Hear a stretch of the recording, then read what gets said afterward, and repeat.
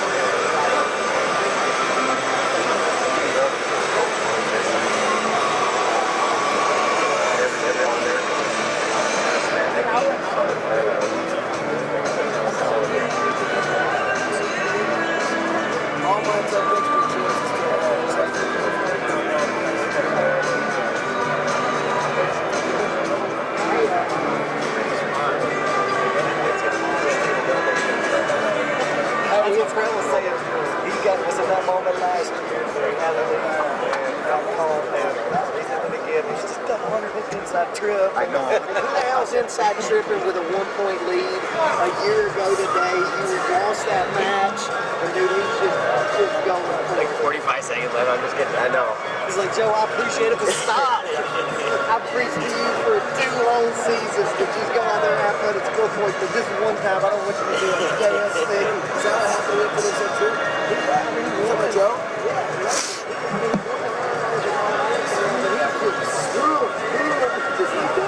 He's ahead by a point, just going for the fucking home run. That's why he's all.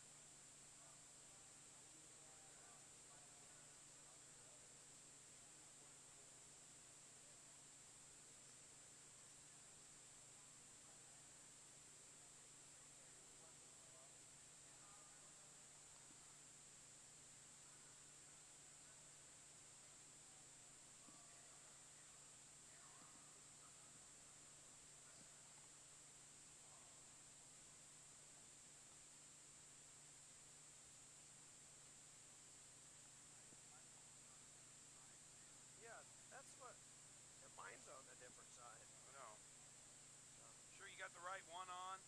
Turn the one on you think is supposed to be on. Now don't talk. Hold on. Turn it up. That's me. That's me. Okay. There we go. That be the reason. Oh yeah, these are warmer. Are you saying I'm a hothead? All right, Jeff. I'm all set when you are. Ready? I'm ready. All right, welcome to 2014 Division One. But we're going to be different numbers here, my friend. But 2000 D1 National Championships here in Oklahoma City. I'd like to let everybody know that Scott Casper's in the house. He's to my left over here, smiling big, and letting us know that we're on the air. Yeah, we are on the air. Oh, you need to turn me down just a little bit, Steve. We'll blow somebody's eardrums out. What I wanted to share with you guys first.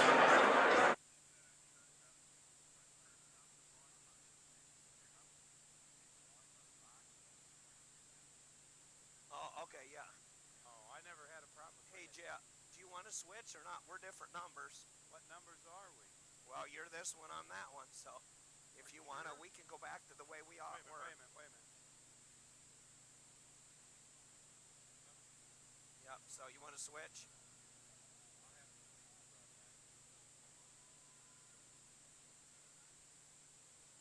I got my microphone on the other side again. Who messed this up? I don't know, but they did it different than they did yesterday. Yeah. All right, ready? Yeah. All right, we're back on the air. Mr. Murphy, how you doing this? Steve Foster, Jeff Murphy? I'm doing good. Can you hear me? There we go. All right, we got to get this all set in this morning. I'm doing very well, Steve. Had a good night's sleep. Looking forward to this big last day of this exciting 2014 NCAA Division I Wrestling Championship. Well, I've had so much fun, I've almost talked myself right out of my voice, but we're going to have a good time bringing it to you today. We got the placement matches for All-Americans. Got some great matches coming up here. I'm sure we'll break them down for you. And then the big main event will be tonight, of course, at 125 through 285-pound weight class here at the Chesapeake Arena. Yeah, I got to tell you, Steve, this is turning out to be one of the most exciting tournaments that we've had in years and years, especially when you look at the team score where we're at coming into this with Penn State at 91 points, Minnesota at 90.5, and Oklahoma State with 87.5. Talk about a tight grouping of top teams, and you and I have been coming to this for a long, long time. I don't remember the last time that we came into Saturday morning with a team score, team race that was as tight as it is. Yeah, that's for sure. We made a point to, years ago, I remember it came down to Bud Palmer and Frank Santana's match. That's been a couple days ago, though, and it was won by half a point by the Iowa Hawkeyes. But usually, you're right, you know, it's not uncommon to be going into the finals, Jeff Murphy, and it's all wrapped up. You kind of know who's going to win and whatnot. But this is exciting, you know. It keeps the fans on the edge of their seats. I don't know if it sells more tickets because these are all hardcore fans. I heard it once said that you could have this in Nome, Alaska, and they'd sell it out. They'd still have all the people show up. That's because we're all hardcore wrestling fans. Well, I think what makes this so exciting for me, Steve, is the fact that Penn State's got 7 All-Americans, and Minnesota's also got 7 All-Americans. So, well, and let's talk about Oklahoma State in that same vein. They've got 5. And what's interesting about that is those 7 All-Americans, Penn State's got 2 in the finals tonight. They've got 3 guys that are still in the round here to go for 3rd and 5th place, and they've got 2 going for 7th. Minnesota's got 2 in the finals, 4 in the hunt for 3rd place, and 1 going for 7th. Oklahoma State's got 4 and going in the finals and just 1 going for 7th now. What's really important about that in the team race is right now that's barring bonus points, okay? We'll take those out of the equation because I can't predict those. Those 7th place matches are only worth 1 point apiece if they win them. So Penn State's got a chance of 2. But those matches that we're going to see this next round are all worth 3.5 points. So all those folks that are going for 3rd or 5th, 3.5 points if they win, and then an additional half an advancement point, an additional point for placing either 5th rather than 6th or 3rd rather than 4th. So they can earn 4.5 points if they earn first place in this thing. So when you look at it, Oklahoma State, everybody who's in the finals can only earn 4 more points in this tournament, again, barring bonus points. So Penn State has the opportunity to earn 8 for their finalists, and they have an opportunity to earn 4.5 for all the rest of the guys down here. So there's 3 guys, so that'd be 13.5, and then they can have 2 more for 7th if they go perfect. Oklahoma State can earn 16 points for their finalists and 1. So Oklahoma State's got the potential without bonus points to only earn 17 points. Penn State has the potential to earn 23, 25.5. So this round is critically important. This initial first round of wrestling is where you have the best opportunity to pick up bonus points in the rest of this tournament. And I think, well, it depends on it. We could see either the separation happen this morning, because we could see Penn State take off and begin to run away with this thing. Minnesota in particular, because they have a better opportunity than Penn State. They can actually earn more points than Penn State. They could run away with this thing if they have a good morning. And Oklahoma State may be left in the dust saying, we can maximize everything tonight, win them all, and we can't win this tournament. Having 4 finalists. So, yeah, those finalists, they're not going to get a lot of points tallied today yet. Oklahoma State Cowboys won't, because of all those people in the finals. So, it's going to be interesting to see how that all turns out. That's who went through Penn State first, Minnesota second, Oklahoma State third. And then with 67 points is Iowa in 4th. The Ohio State Buckeyes in 5th with 52. Edinburgh 48.5 in 6th, and 7th place Cornell 46.5. Virginia Tech Hokies 45.5 in 8th. 9th place is the host team, Oklahoma Sooners, in the top 10, 45. Illinois in 30 with 37 in 10th, and then just out of 10th is Iowa State and then Missouri. And I think actually we got quite a tie going on there, don't we? Yeah, we got Iowa State, Missouri, Northwestern Wildcats, and the Northern Iowa Panthers all tied for 11th. And wouldn't see Northern Iowa has 3 going for 3rd. The Wildcats and Northwestern have a finalist in Sursus, a 3rd and a 7th. Missouri has Cox in the finals, and then another 3rd. It'd be probably Drake Howdesheld, I'm going to guess. Yep. And then I know Iowa State has Marino, Gatson going for 3rd, and Hall. And Gatson, somebody told me that if he wins his match and Schiller wins his, they can wrestle again for the umpteenth time this year. They might as well just go to practice with each other and just say, you know what, let's just show up practice room practice. That'd be the since 5th we time. wrestle every other week. So, but we're going to have some great matches, and we're going to bring them. They'll be starting here soon. Yeah, so anyway, it's going to be just an outstanding morning of wrestling and then an outstanding evening of wrestling.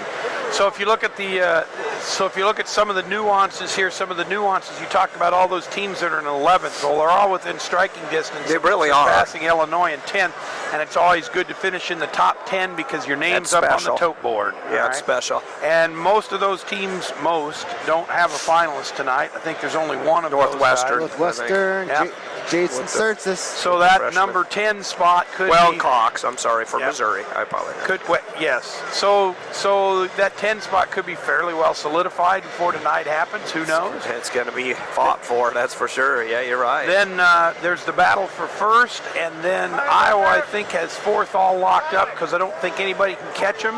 Ohio State's only got 2 finalists. That's only 8 points, 10 points max if they both had pins. So that'd be 62. That'd still be shy. So there, and I don't think anybody can catch Ohio. Well, they probably can. Edinburgh, Cornell, and Virginia Tech might have a shot. Right, right. Catching Ohio State Buckeyes. So maybe 5th and down is up for grabs, and then, like you say, Iowa's probably going to be stuck in 4th. They're stuck in 4th. So really it's a battle to see if you can get in the top 5 between about 3 or 4 teams, and it's a battle if you can see if you can get that 10 spot with 3 or 4 teams. Top 10's up for grabs. And then there's 3 teams that are in a battle for that number 1 spot. So yeah, you really do. It's interesting. You kind of have 3 different categories of what everybody's fighting for, but mathematically speaking, that is. Well, we're getting ready for some action. We'll try to keep up with it. They have put a scoreboard right in front of us here, so we'll try not to allow that to hinder any of our play-by-play or observation of what's going on. So the one thing we do know, Steve, is we'll be Yes. able to tell what the score and the riding time is on mat 1 because it's about 6 foot in front of us. Yep, I can reach out there and change it if I don't think it's fair, almost. If it had a knob on the side, where I could just turn it. They've managed to position those scoreboards so they block 2 of the 3 mats that we've got. How about that? Well, they've kept it fan-friendly because I just noticed they put them right on the media side. So, but that's fine. The fans are paying for their tickets, and we're glad they're here. That's what makes this thing work. It's been, I'm going to say every session sold out, I would imagine. I think I'd heard every session sold out. Don't know if we'll break another attendance record or not. I'm sure it's over 100,000 people. It's not uncommon to have 100 and some thousand total at these before it's all done. So. Absolutely. So as we look at who we're going to see on the mat here this morning in this first round, to determine if you win this first round, you'll wrestle for 3rd. If you lose this first round, you'll wrestle for 5th. The 7th and 8th place finishers have already been decided. And then once we get through this first round, then we'll have 1 mat for 3rd, 1 mat for 7th, and 1 mat for 5th. So that's kind of how it all lays out.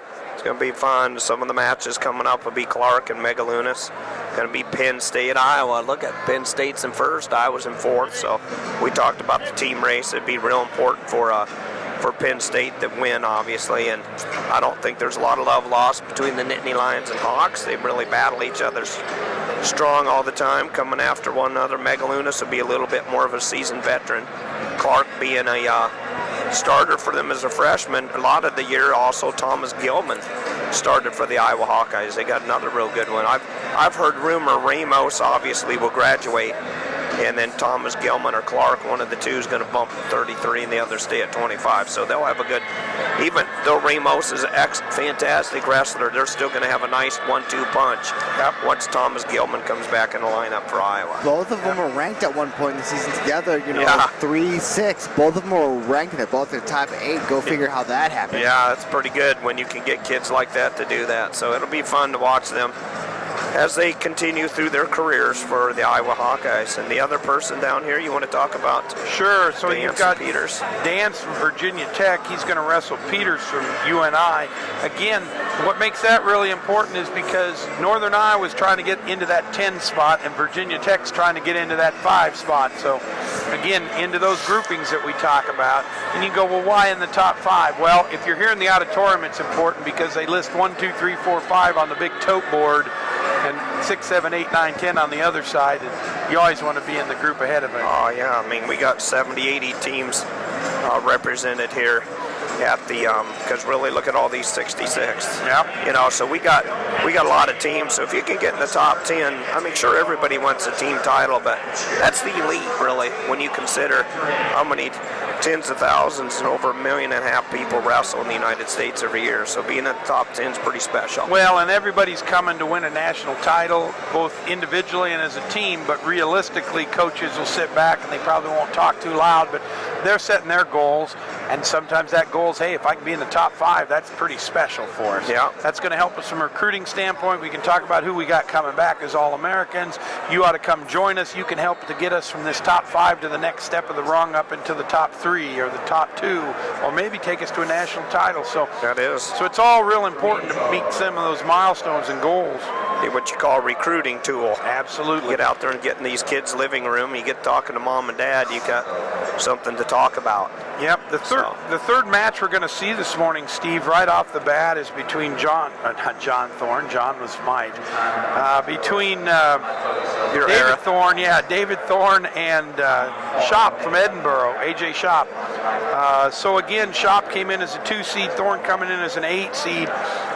Extreme importance again for Minnesota as they go for the team title, and again extreme importance for Edinburgh because they'd like to move up a notch and secure that 5 spot. So again, every one of these matches this morning in this first round is going to have some kind of importance in the team race in some fashion, whether you're trying to hit that next goal, number 1, number 5, number 10. So yep, it is. They're all going to be very important. Yep. And then the other thing that always factors into this morning is One of the guys in each one of these matches has worked his way up through the consolations over the last day and had at least 2 consolation round matches last night.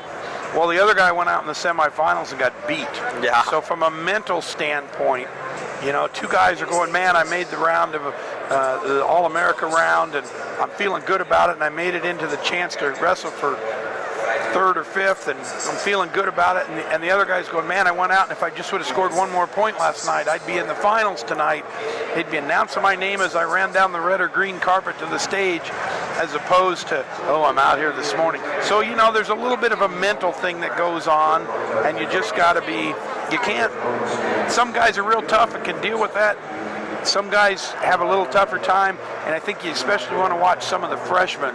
Yeah. First time around, and that sometimes has a little bit more of an effect. I've seen a lot of guys in my career who've made All-American and then lost the next round because they kind of said, man, I hit my goal, I made All-American, I'm so excited, and then they wound up losing the next round and they're going for 7th. I think that's when the coach says, hey, guess what? You can still get us some more points. Yep. And change our standing. So, there's, and coaches are going to do it, and you can say, well, at this level that doesn't happen. But people are people no matter where you're at. Yeah, they are. And some are going to think a little harder and some not. It's all about that personal drive and setting where do you set your goal? How high do you set your bar? How high is that bar? And I started running last summer and started lifting last summer and busted my hump and got in the room and practiced. I can tell. And practiced since October and went to all the open tournaments early so I could meet the best and get better, and had a great season and wound up being ranked #1 for 3 weeks, 5 weeks, 6 weeks, or in the top 10 or whatever and I'm out here at the big tournament thinking I'm going to win the big tournament. This is my chance. I'm not here on Saturday night. Yeah, that's right. I'm here Saturday morning instead. So there's just a lot of mental things that go into this. Another interesting thing, too, we've seen a lot of really good wrestlers already leave the tournament. Yep. The Dardane brothers. Dardane brothers. Whoever guessed it, Yep. Nick Moore, Ethan Lofthouse. Just a lot of them, man. Yep. A lot of them just didn't make it. Got to around the 12. All right, we've got wrestling going on mat 2, Steve. Sounds good. Match 582. So. Yep, that's Peters from Northern Iowa and Dance from Virginia Tech. Peters is green. Peters is green. Yep. So they got a little bit. We have to look over here today. Here's where they got them kind of in the corner on us. So they are wearing their traditional team colors. Virginia Tech's been orange all week, so we might as well just turn them gray. All right. And so Panthers have been all purple. Yep. And now they throw some gold in there. Got Thorne and Shop down on the far mat. Thorne is green, Shop is red. Okay. And the Iowa Hawkeye, Corey Clark, is red here, and Megaludis is green. Red. Okay. All right, again, these matches all for the chance to determine whether you're going to wrestle for 3rd place or 1st place, and they're worth 3.5 points each. 3rd or 5th. Mm-hmm. 3rd or 5th, I'm sorry, and worth 3.5 points each. Yes, they are. No score between the only one that hasn't started is Clark and Megalunas right in front of us. And there they go. Of the 3 so far, I think that one would have the most impact on the team standing. Yeah, that's right, Danny. Yep, from a team championship race, absolutely. Ooh, Megalus, nice high crouch attempt, but missed it. Shooting on that outside leg, not quite able nice to snap down. Complete it. Panthers, Peters and Dance from Virginia. Nothing there. Minute and 31 seconds to go. Yeah, I can assure you period, that Megaludis has had it drilled in his head how important this match is for their team title hopes.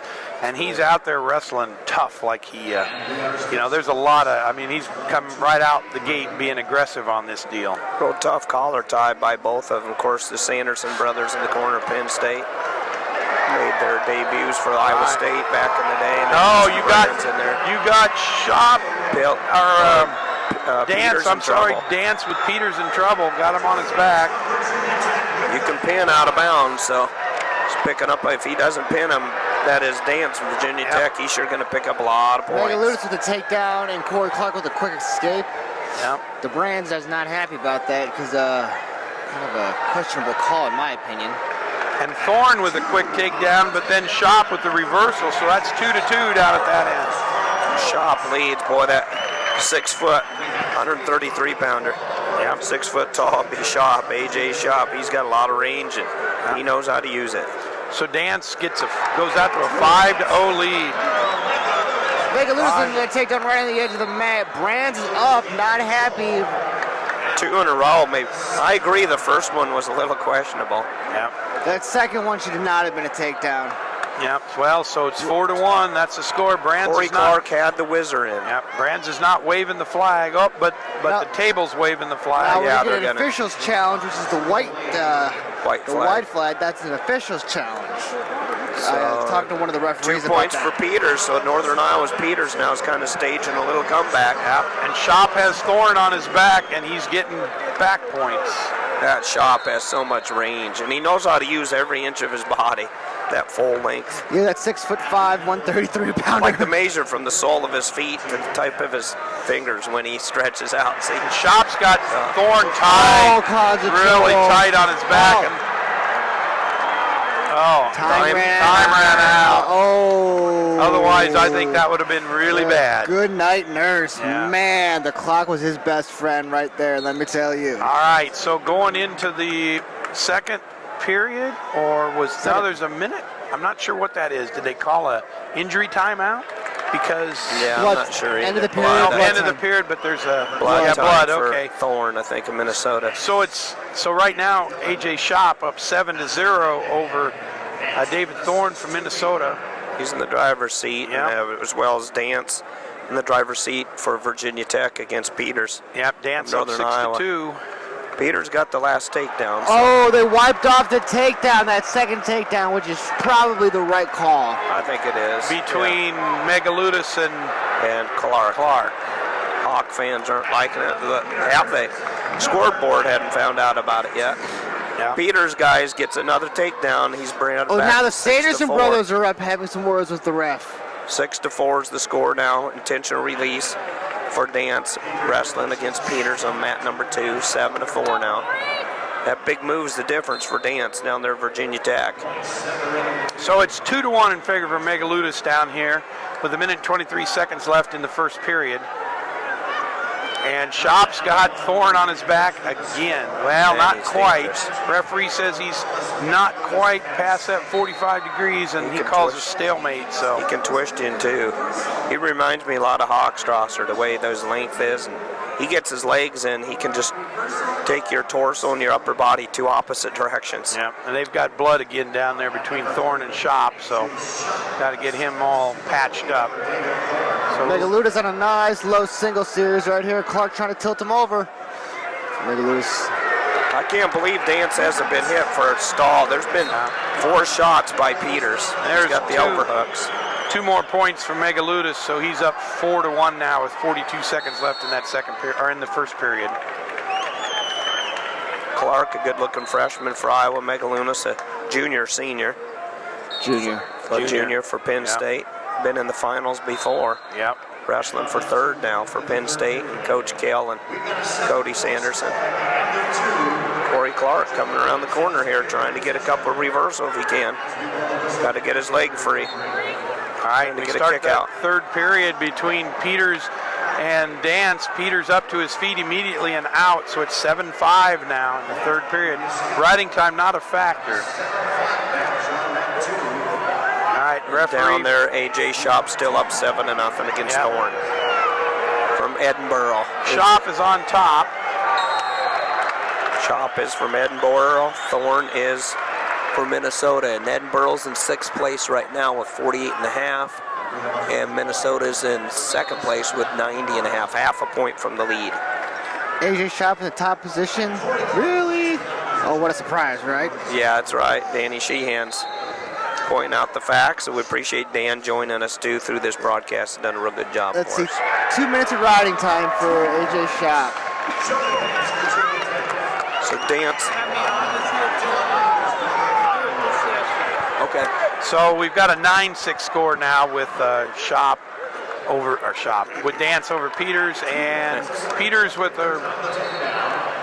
Peters now just got a takedown, so it's 9-8.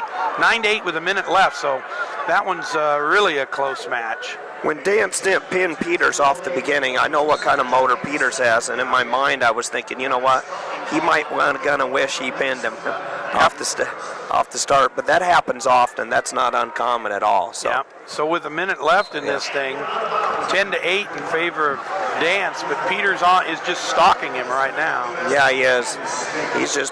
He's been getting the majority of the takedown. When you figure he was down 5-0 at one time, for him to come back, and I'm glad we got a special guest. We'll finish these matches here in a little bit, but Gary Abbott's joining us from USA Wrestling. We always love having Gary on.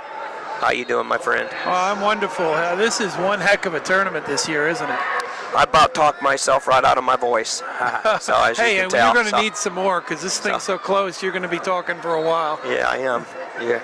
I always tell people you're talking to a talker, but I don't know about that anymore. All right, so Peters pushing Dance. Dance gets warned for stalling, but just a warning. 7 seconds left in that match, and Dance still up 10-8 over Peters. There was a time there was about 5 shots by Peters, and there's another one, and none by Dance. There's another one. Yeah. So I don't know how committed shots they are, but Dance is your winner, guys. Yep, so Dance 10-8 advance for Virginia Tech, so he'll be going for third, and Peters be going for fifth, and we're going to find out who he's wrestling here in a minute between Megalunas and Clark. Yeah, Big Ten battle right there, huh? Yes, sir. Absolutely. Well, but there's some team element every time you see either a Penn State, Minnesota, or a Oklahoma State kid wrestling. Yeah, Iowa's had a good tournament, but I think they're a little too far back to fight for the top 3.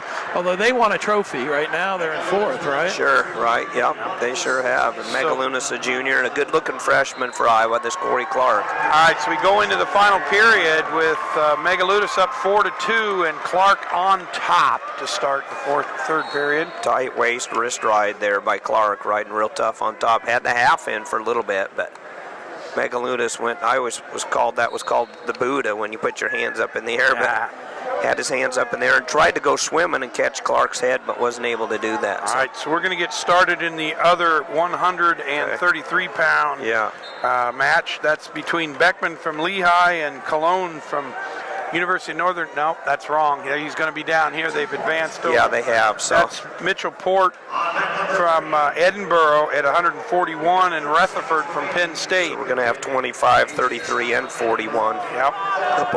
So as Bob Seeger would say, it's time to turn the page. Yeah, a lot of people were thinking maybe Rutherford against Port would be the finals. Yeah, absolutely. Yeah. Of course, you can't really ever put that kid from Ohio State out of that. Yeah, absolutely. Yeah. Stieber might be in that equation. Yeah. Mitchell Well, Port. Stieber's in the equation every year. You know that. He makes sure of it. Yeah, he does. His brother Hunter, I believe, comes back next year. I think he's got some more wrestling to do, Gary, as well. So Thorne down on the far mat mounts a charge at the end, but it's too little and too late. And Shop is going to win that one 13-4, I believe, with riding time. Wow, those points would have been big for the Gophers, huh? Yeah, absolutely. So Shop wins all 6'5" of them, or whatever he is. Who's got to be the tallest 33-pounder since, I think, Andrew Hochstrasser. He is one tall guy, and he knows how to use every inch of it. He's so effective. Yeah, those points would have been extremely big for Minnesota, especially in light of the fact that Megalunas is up 5-2 now with 20 seconds left in that match. Yeah, no, this round might be where they get some separation, but you never know. I mean, it's just getting started. Yeah, it is. Gary Abbott, appreciate you joining us today. I'm the horse one in the middle, Steve Foster, and my friend Jeff Murphy. We travel together, do a lot of tournaments, and Jeff always makes me look good. You're going to have to work harder because my voice is fading. So yeah. You know, a lot of people that are college wrestling fans, they kind of think the season's ending today, but to be honest with you, for us, we're just getting started. Yeah, you really are. You got some big stuff coming up in Vegas we'll talk about, and then Madison, Wisconsin, of course. Yeah, absolutely. We just came off the great World Cup event we had in Los Angeles. Right. Did you hear any noise from the Iranian fans, by the way? Yeah, they make a lot of noise. You know, you hear that roar from the crowd. Speaking of noise, and that's because Megalunas with a 5-2 win. So Megalunas will pick up 3.5 points, and Penn State will be wrestling Dance. A bigger lead now. And Peters will be wrestling Clark. So we'll have a UNI Iowa showdown for 5th. And we'll have Virginia Tech, Penn State for 3rd at 125 pounds. as I fill in my brackets here. Yeah, Okay. no doubt. So, Now- hey, you guys going to come out, join us in Vegas this year? I want to. I've Yeah. been there many times. I've always enjoyed it. It's more likely than that I'm going to miss my first World Team Trials, Gary Abbott, for the first time in 12 years. My niece gets married in Colorado, and I've already been told I'd be the world's worst uncle if I didn't go. So, but everybody else besides me that's listening, get out there and go. The World Team Trials are fantastic. Gary Abbott will be there, and the best conditioned, hardest working athletes in the world will be there as well. Well, yeah, and it's in Madison, which will be fun. They had a really good Big Ten tournament. Did. I hear they had 10,000 fans for the finals. It was great. Jeff Murphy and me and Tom, the big cat Erickson, was helping us call the match. Tom Erickson, so we got some expertise at the heavyweight division as well, and so we had a lot of fun up there. And if you want good food, what do we recommend? Tornadoes? Yeah, that was outstanding. Go to Tornadoes. Got the biggest baked potato you'll ever eat. Yeah, it's a college town. I hear it's a lot of fun. I It is. haven't been to Madison since the 1980s, believe it or not. It's a big college town too. My son looked up some statistics. He claims it's the second most populated college in the United States of America, behind Arizona State and then UCLA in third. So people don't realize that is a very large college town. A lot of students there. We got Cologne out here, I believe. You and I's kind of changed up there. Cologne's in in on a front of duck under. Clone and Beckman in front of us. Now down on the far mat, Joey Lazor from UNI. He's wrestling Henderson from North Carolina. He got dinged here. They went in on a takedown about the same time Henderson collided with him on the heads. They had Lazor down. They were looking at him, I think, looking to see if he had some type of concussion. And they're still having a big discussion out in the middle of the mat as far as what's going to happen here. Asking him, how many fingers do I have up? And what is your name? He was down for quite a while. He's on his feet, so that's a good sign. Yeah, but they It's don't in the mess head. around with sport anymore. Keep track of it. You got to be very conscientious of it. So Joe Cologne with the takedown down here. Yeah, big takedown for Cologne. Kind of a nice little duck under attempt is what it was. Look at Joe Cologne when he looks up at you. No Tell mustache. me what's different. Yeah, he shaved his mustache. Shaved his mustache last night. So fresh start this He's going to morning. get better aerodynamics or get So better did- gas mileage now. Did he grow that to win the NCAAs? I or think did he, he, I think he I'm did. not sure what I think that was he about. did. I won't even know who he is. Yeah. Yeah. Well, yeah, I that's got to what do interviews. I got to find the kid with the mustache. He isn't going to be there. You might be calling Evans Cologne and Cologne somebody else. or Yeah, something. no, that's kind of interesting. He's had a heck of a year, hasn't he? Oh, he has coming out of JUCOs. I was telling people, Scott and I got to do his national championship match back in the barn at Vets Auditorium when he wrestled for Iowa Central, and Coach Luke Moffitt when he won his JUCO national championship, and he really tore it up. Then he came over and joined me in the broadcast for 2.5 hours. So Yeah, he's a no, good kid. those UNI kids are all pretty interesting and colorful and fun and good for wrestling. Yeah, they are. They come from all over. He's from northern Iowa, and I've been saying geographically he's from northern Iowa. He's from Clear Lake, about 10 miles from Minnesota. Joe Cologne is right and tough. Jeff Murphy, what do you see? Well, for the folks at home that are going, what's happening between Port and Rutherford? Well, the answer is nothing. And that's why we haven't given you a lot of updates there. Right now, Port is up 1-0 as they go into the start of the third period. Rutherford starts in the down position. Port's wrestling tough. Yeah. Riding time Joe is not Port. a factor there. It's 22 seconds and counting down. He was the number 1 seed, came in 30-1, so he was picked to win this thing. And Penn he's State tough. fans- Rutherford's been a fantastic freshman Yeah, well, this year. you got a 1 and a 3 there, and one of them isn't Wow. going to even be going for third. So Yeah, so we'll see what happens. I don't know about Lazor. Have they decided what they're going to do down there?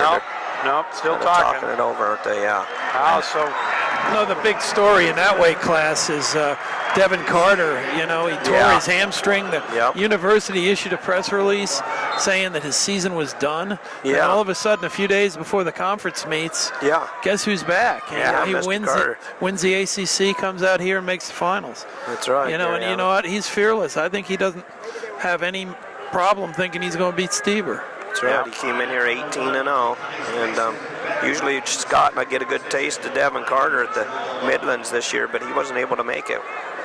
So he's been a Midlands champion before. So Rutherford gets the escape, and now Port and Rutherford all tied up 1-1 as we've got 45 seconds left in that match. Both wrestlers on their feet in the middle of the mat. In the Lehigh corner, you got Pat Santorder, Mr. Hughes, and then Schwabe and Randy Pugh over there for the Northern Iowa Panthers. So, yep.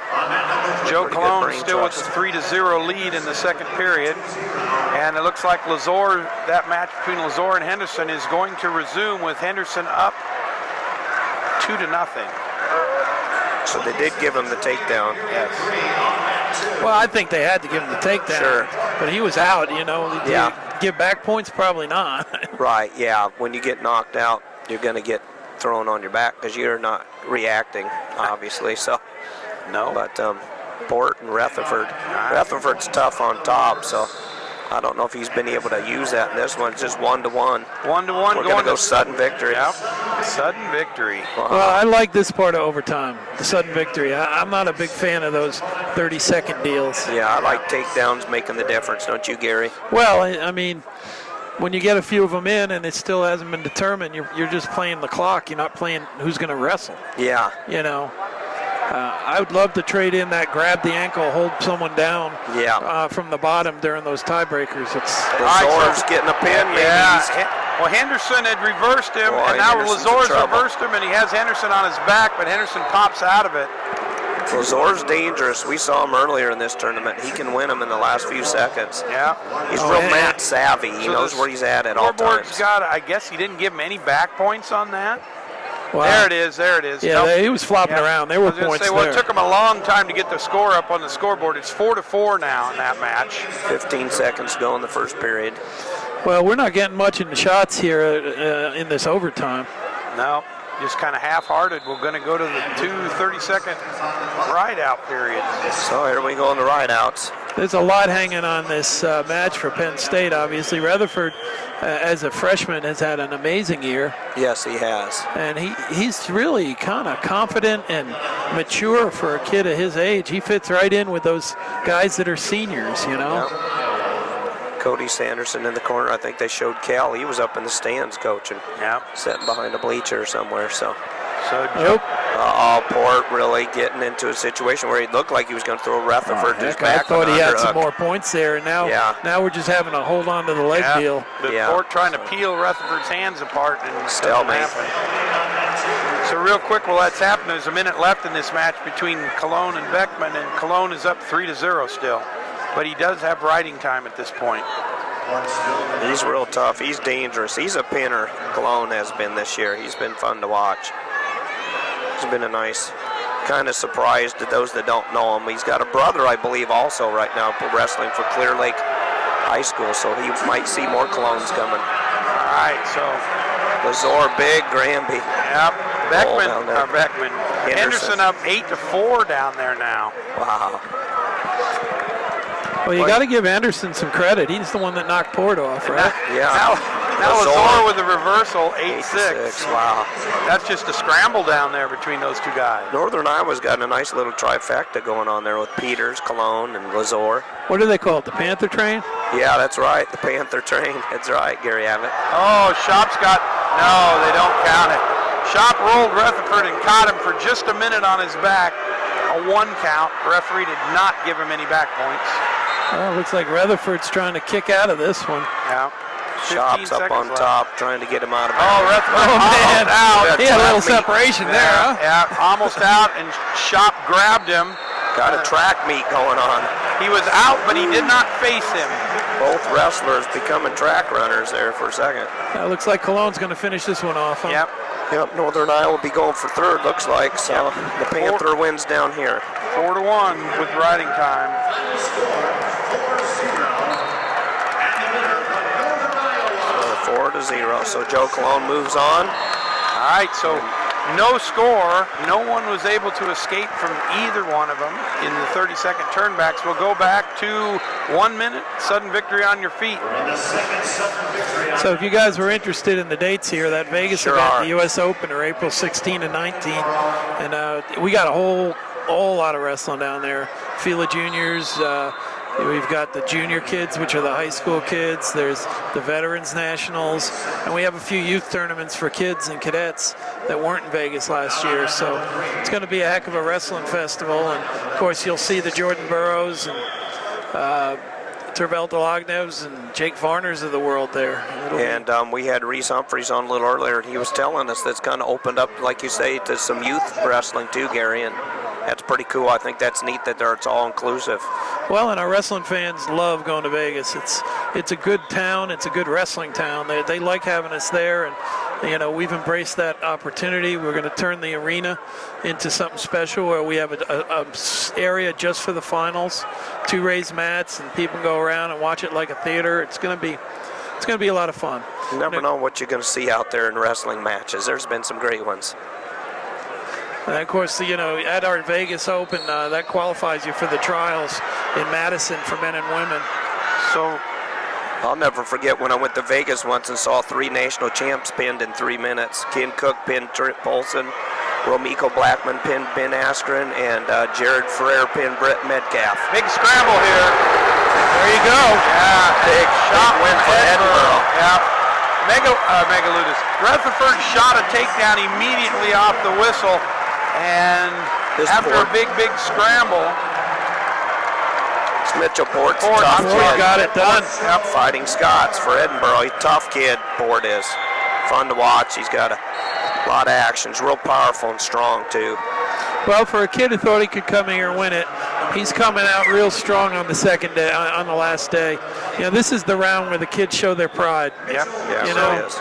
They're all Americans. So, but what kind of All-American? What's your legacy going to be? And of course, the guys in the team race have an extra incentive. Obviously, Rutherford wants to score those points to help Penn State win. Yep. And if in 42 seconds the score, which is now 10-6, does not change, Port will have his chance for revenge against Henderson in the third place match. Get some rematch. Payback Incorporated. So the other date I wanted to make sure you guys knew about was the one over in Madison. Those World Team Trials are May 31st to June 1st. We opened up ticket sales this past week. They are going through Ticketmaster. So if you want to come up and join us, the Fila Junior World Team Trials are there too. Those are the top 20-year-olds. So you'll see a lot of these college kids wrestling in Madison trying to make our junior world team. We saw some great junior world wrestlers from last year in the finals. Obviously, Derringer was second in the junior worlds, and Sertzis was on that team, won some matches for the U.S. So you not only get that chance to see our best freestyle guys on the senior level, you get to see some great college kids too. We had a match finish up down there. Yeah, we did, and Henderson wound up winning 11-8. Maybe So we ended up over Northern probably Iowa's 12-8 with riding time. A lot of points in that one. There was. We had a 32 and a 28-point match total yesterday, Gary. It was. You probably were watching it, but. Yeah, there's been a lot of scoring here, but we just saw an event. They've changed the international rules for freestyle, made it a whole lot more fun and more wide open. We had an 18-18 match at the World Cup last weekend. Out in Los Angeles. Yeah, they went down to the criteria, but we had heavyweight match that went 15-9. Oh, that's fantastic. That's a little better than these 1-1 matches. Yeah, absolutely. That's fantastic. That is cool. So that's 41's all set up. Yep, so we've got 3 matches out here. Eric Grajales versus Minotti from Lehigh, Grajales from Michigan. That's all tied up 2-2 in the first period. We've got Habit from Edinburgh and How to Shelp from Missouri out on mat number 2, and that's 2-1 in favor of Habit. And we've got Moreno from Iowa State. Is it Sulzer maybe or not? Or I got to get to the right page. And Sulzer. Yep, Nick Sulzer. But James Green's out there from Nebraska. He's Well, going to bump up a weight class, be real tough, huh? I got a feeling he's going to Be told, hey, guess what? You're here early. hold on. I'm not sure what's going on. Maybe Green and Real Budo. Do you think Real Budo's got a problem or something? Green's out here, but I'm not sure. We come out and get his hand raised. I don't know because I know he's not a 65-pounder. No, Green isn't. and he's kind of hanging around like that's where he's supposed to be. So they're trying to figure out what's going on right now. I don't think you can change in the middle of a tournament, can you, Gary? We'll sort that one out. Well, you know what? They've pretty much seen everything the last 2 days. Yeah. Hey, let's just start shuffling, Well, everybody. and that's exactly what's going to happen. Green's going to Green come out and get wins his it, hands yeah. raised, probably a medical forfeit of some kind. Robuto. It's tough. Robuto's had a good tournament, too. Yeah, he's a tough kid. If he could wrestle, he'd have been out there. Yeah. You know, he's a that's young tough. one. He's a freshman, right? Yeah. Yeah, he is. Robuto is. So Green moves on. He was the number 1 seed coming in the tournament, 33-2 on the year. Well, guys, I really appreciate you guys having me on. Yeah. I know that I could sit here and talk freestyle the whole time and Greco and women's wrestling, Right. but Yep. you know, there's so much going on. I just appreciate the support of Takedown Radio and Takedown Media for USA Wrestling, and you know, pay attention as we move forward. We're going to have all of our major events on Flow Wrestling if you can't get there this year, both the Open and the Trials, and University Nationals as well in Akron. So if you can come here to wrestle, see the wrestling, we encourage you to be there, but if you can't, you can catch it on Flow. Sounds good. And again, the Vegas was April 16th and 17th, is that right? And then I think you said Madison, 16 Wisconsin. 16 to 19 for 16, Vegas. 19th, okay. And then May 31 to June 1 for the trials. And usually World Team Trials third week of June, I think. yeah, we But it moved got it up. pushed It's up a a little little bit, earlier, yeah. and it's going to work real well for our training schedules. Because I know it falls in my wife's birthday, and I got a great wife of 34 years, and she said, go ahead and go. So she lets me go to the World Team Trials. And I'm going to tell the fans that are listening, get there, you'll love it. Get to Vegas, too, you'll love it. The wrestling's great, and the restaurants are phenomenal, and the food's actually cheap. It's not that it's a expensive. great wrestling experience. Fans fun. You won't have the team element, but the team you're going to be rooting for is Team USA. We want our best guys to make it. Absolutely. So both events, get out and enjoy and see the best condition, hardest working, best conditioned athletes in the world right there, the toughest athletes in the world, wrestlers. We appreciate you guys, and have a great rest of this tournament, huh? Okay, thanks, Gary Abbott. Thanks, good job, Gary. buddy. Yep, appreciate all Gary Abbott does.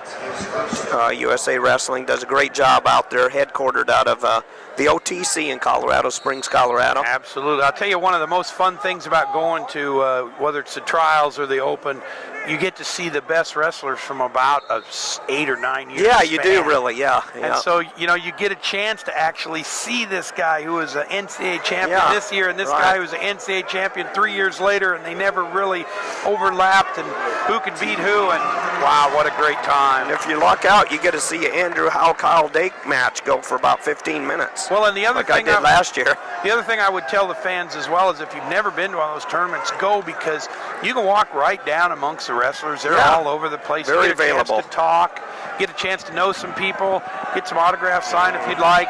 Just a great way to see the greatest college wrestlers that have moved on to become our hopefuls for the world team and the Olympics. So the weight I'm looking forward to is Gavin, Reeder, Foster, and if Jake Herbert comes back. Yep, absolutely. That's going to be a knockdown drag out. All right, That'll be so good. let's take a look at what we've got going on out here. Right now we've got, I got to go back to where I'm at here. We've got Minotti from Lehigh, who is up 4-3 over Grajales, 4-3 with also 2 minutes of riding time. Been a lot of action in that one, Jeff Murphy. Yep, so that one's right now going into the third period. How to Schelt is up 3-2 right now over Habit from Edinburgh, but Habit, as we say that, gets a takedown, so Habit back up 4-3 over How to Schelt. There's 33 seconds left in the second period, and Shoelace to shoelace situation here like between these two. Sulzer is up 4-1 over Moreno down there on the far mat. That one with 15 seconds left in the first period. I'm thinking they wrestled earlier in the year. Maybe Sulzer came out on top as well, maybe. I'm not sure, but seems like that was the case. This Sulzer's a tough kid. He wrestles real good at 165 pounds. Yeah, we don't get a chance to see some of the East Coast guys in person as often as we do some of the Virginia, Midwest. we really don't. No, I get a good taste of them in the Midlands there at Northwestern, and then we're kind of keeping track of the Midwest. So I don't know if these gentlemen mentioned, but Grajales and Minotti, that this is a rematch of the Midlands finals where the Lehigh Minotti won in overtime in a very, very controversial call against Grajales. Yeah, it was a good match, the Midlands final rematch. Good job, Dan. Don't ask me how I can remember all this when I can't even remember what I had for breakfast. So if we go back and look at the Habit and How to Schelt match, Habit was up 4-3 but got called for stalling. He's repeatedly dropped down on the ankle, and as How to Schelt worked his way around and around, the referee finally called him for stalling and awarded the point. So it's now 4-4 going into the third period. Habit on the bottom, Howdeshelt on the top. Sulzer leads Marino down there 4-1. Sulzer's ran Marino out of bounds a couple times. Ref looks like he was getting ready to maybe hit Sulzer for a stall. He wasn't able to take Marino back down to the mat.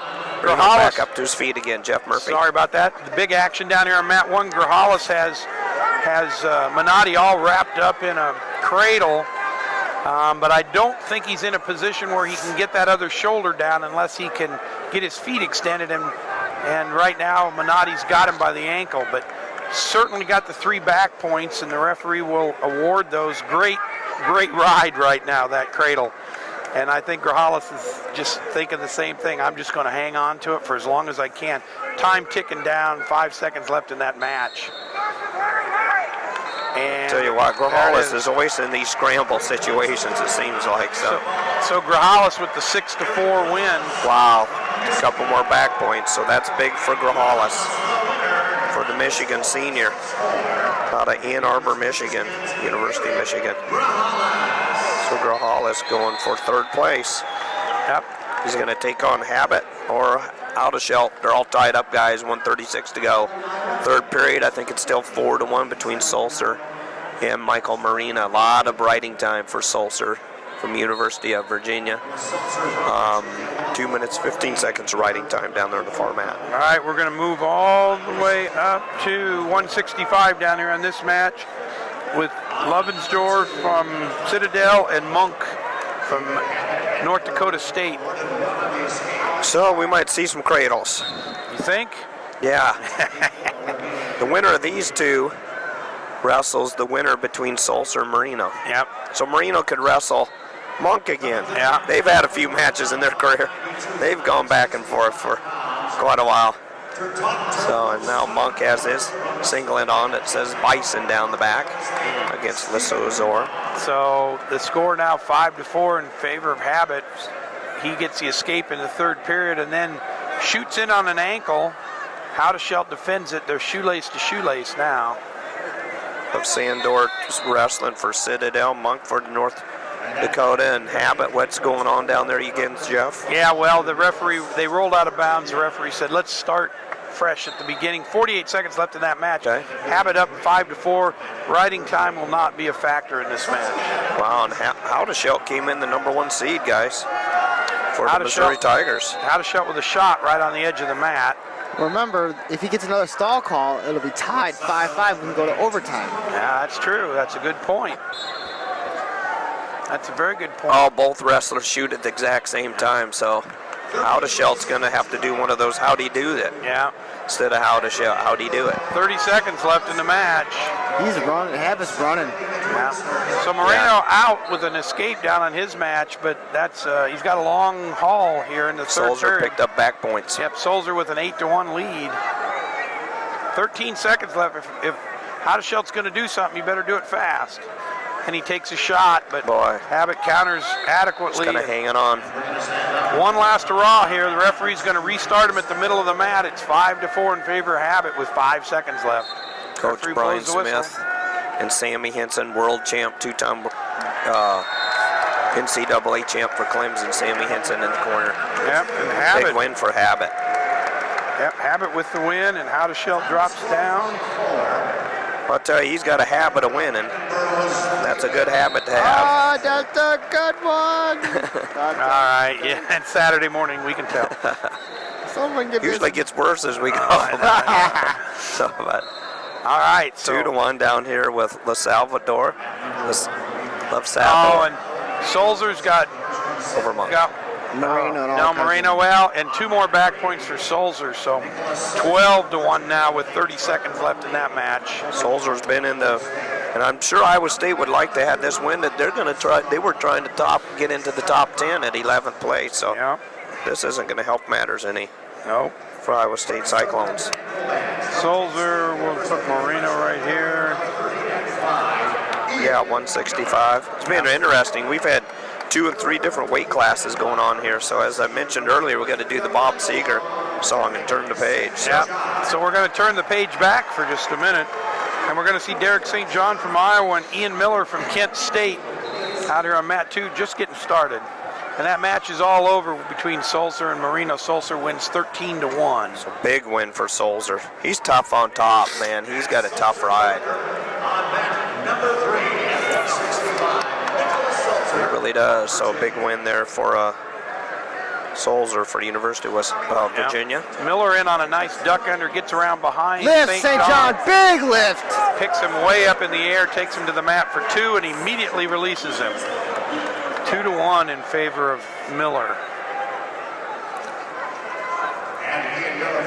Monk So this could be Loversdorf fun. still Ian 2-1. Miller's a blast to watch. Him and Ness really had a good time yesterday, didn't they?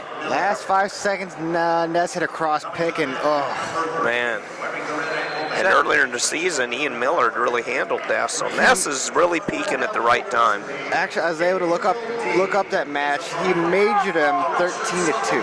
Yeah, his uncle's down there, and he said it wasn't even close. He said my nephew tore Ness up. So Yep. So we're going to skip over the Look at this. 174-pound class, and Gabe Dean and Thomas from University of Pennsylvania will start down on the far mat at Ian 180. Miller, another blast double leg takedown against St. John. boy, he gets in there deep, doesn't he?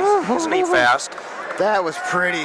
Well, he wrestles for the Golden Flashes, so he should be flashy. Sorry to cut you off there, Jeff, but No, that's fine. That That was was good. pretty. I mean, oh man, I'm sorry. Always cut off when you get to the action. That's He's kind of important. levitating off the mat there, wasn't he, Danny? I was just like, That was quick. he started out almost one side of the mat, kind of like a Jordan Burroughs double, just ran him right across until he fell over. I'm sure the Hawkeye St. John say, now how am I supposed to defend that again? Yeah. So Thomas with a real low ankle shot on Gabe Dean. Dean just sort of stood up and said, try to pick my foot up. Yeah. And then a scramble ensued, and we'll see who comes out on top here. Dean with an ankle. Thomas trying to come around, but I think Dean has got his head under the leg now. And another double leg by Ian Miller. Oh, wow, that's 2 in a row against Derek St. John of Iowa. Wow. Yeah, when he's on, now you can see why it wasn't a misprint when you said he majored Ness earlier this year. 13-2, you say? Yeah. When Miller's on, I've watched him before in the Midlands, and boy, I tell you, he's flashy. Oh. 6-3 now. Oh, St. John got hit with a misconduct point for slapping in the face of Miller. Oh, wow. Yeah, and that was probably warranted too. St. John just a little hot in the whole deal. Frustrated. Went on the edge of the mat and he sort of popped him one. Frustrated. He hasn't been in a takedown clinic, and he's the recipient too many times. All right, now they've given, so it's all tied up down here between Monk and Loversdorf now. Monk just got hit with a stalling call, so it's 2-2. Dean in on a shot down there deep. Boy, he's tough, so we got to... Ivy League versus Ivy League, I believe. Yeah, we do down there. So Dean on the board with a 2-0 lead. Oh my! Oh, big beautiful duck. Wow, that was a beautiful duck under. So Ian Miller is putting on a takedown clinic against St. John this morning. He's up 9-3 now as the first period dribbles to an end. Miller hanging on, time runs out, 9-3. Now I know I spent some time talking about Ian Miller last. Wow. I've seen this a few times. When he's on, it's scary. I mean, it's intimidating. He's just St. John does not have an answer for any of those. The Golden Flashes are proud to have Ian Miller on their Kent State team, obviously. I don't think this was a wise decision on the Kent State to send him under St. John, who is very good on top. That's probably good observation by Dan here. Yeah, you're right. I mean, I would have chose neutral, just kept it on his feet. I would too. Where he's been hot, 4 unanswered takedowns. Yeah. So I we'll don't see. know how. He gets out. Well, there goes that theory. Yeah.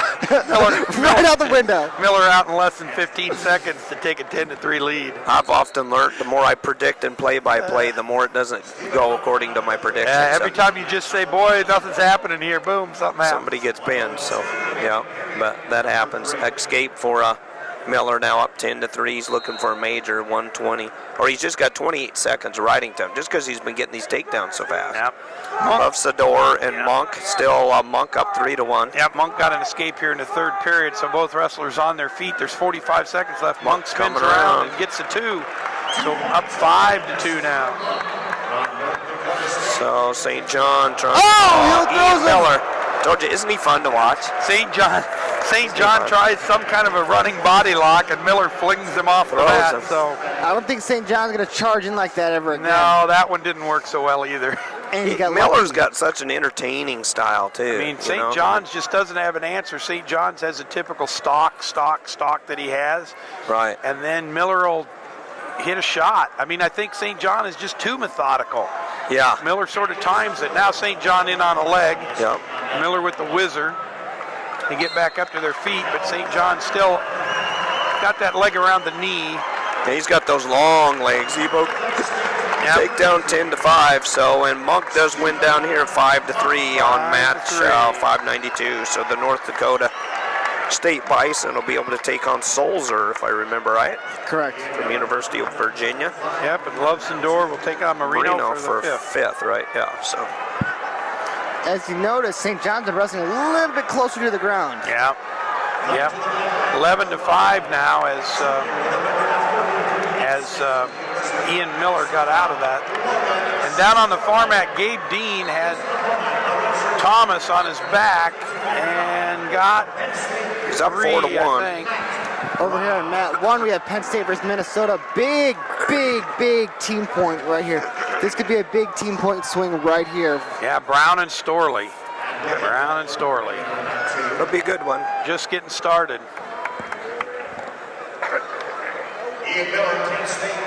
All right, so we go to the third period. It's 11-5 in favor of Ian Miller. Ian Miller starts on top. St. John stands up immediately, and Miller just cuts him. So we'll see who's going to be able to take down who. The last takedown was by St. John, so he's in deep. Yeah, St. John, but Miller just sort of hips him up. He's like, well, no big deal. Touch my legs, doesn't matter. They're both dangerous. St. John, what he's got going for him, of course, I'm sure he's a typical Iowa guy, so he's got a good fuel tank. He's not going to wear out. Yeah. Doesn't look like. Oh, Miller with a nice duck under St. John counters it. With a nice whizzer. Yeah. That's probably the 5th or 6th time he's felt that. Yep. So, Oh, he's got St. John around the head from the front, got his arms locked around his shoulders, trying to body take throw. down. And he take does. Down. Oh, man. That was a real unusual inside trip there by It's Miller. more like an outside trip because he had to step it was. through. Yeah, it was Absolutely. He had to step through in Very a weird unusual. way that you don't see ever step through like that. Had the head and shoulders all wrapped up, though. 13-6 now. Very unusual. St. John has never been in this position to be down 7 points and try to come back. Pretty tough position for him. Yeah, it is. I'm not going to count him out because he has that Iowa-style gas tank. But Yeah. I seen him lose a couple times in high school to John Nicholson from Des Moines Roosevelt. He was a Iowa City West prep. St. John wrestled for Iowa City High. Well, you know, I don't know exactly what's cooking with St. John because Real Bruto beat him pretty handily yesterday. 10-4. Yeah. And I can't see anything cuts a on lot that of weight. bar mat because I know when we interviewed him when he won his title last year, he hinted he might go to 65 this year, but he stayed at 57. He's real tall, so. I think he saw the brackets and who was in it. Caldwell, Taylor. Yeah, Taylor. I wouldn't want to mix it up. And St. John's never beaten Taylor, so. Yep. So Dean with back points right at the end of the second period. Yeah, right at the end of the second period, and he takes a 7-1 lead over Thomas from Penn. So the clock's still running. Yeah, the riding time is getting messed up. They're trying to, maybe they're trying to just correct it. Meanwhile, Brown and Storley down here still 0-0, 40 seconds go in the first period. Two wrestlers kind of built the same, real stocky and powerful. Man, Pretty explosive. They look big. They're big, strong-looking guys. Brown always has been. He's always had a lot of power. You know, it's kind of interesting. I was doing a little homework here a week or so ago, or maybe it's a little longer than that. But so, you know, it's been a while since University of Iowa's won the title here. They won three right away, I think. Yeah, well, the first year, not so much, and then Tom Brands won the next three. But, you know, some would argue that he won those three with two sets of recruiting classes, Jim Zaleski's last class and the Hokies. Also the Hokies that all came to Iowa. And Iowa's not won a title since those guys graduated. Yeah, they haven't.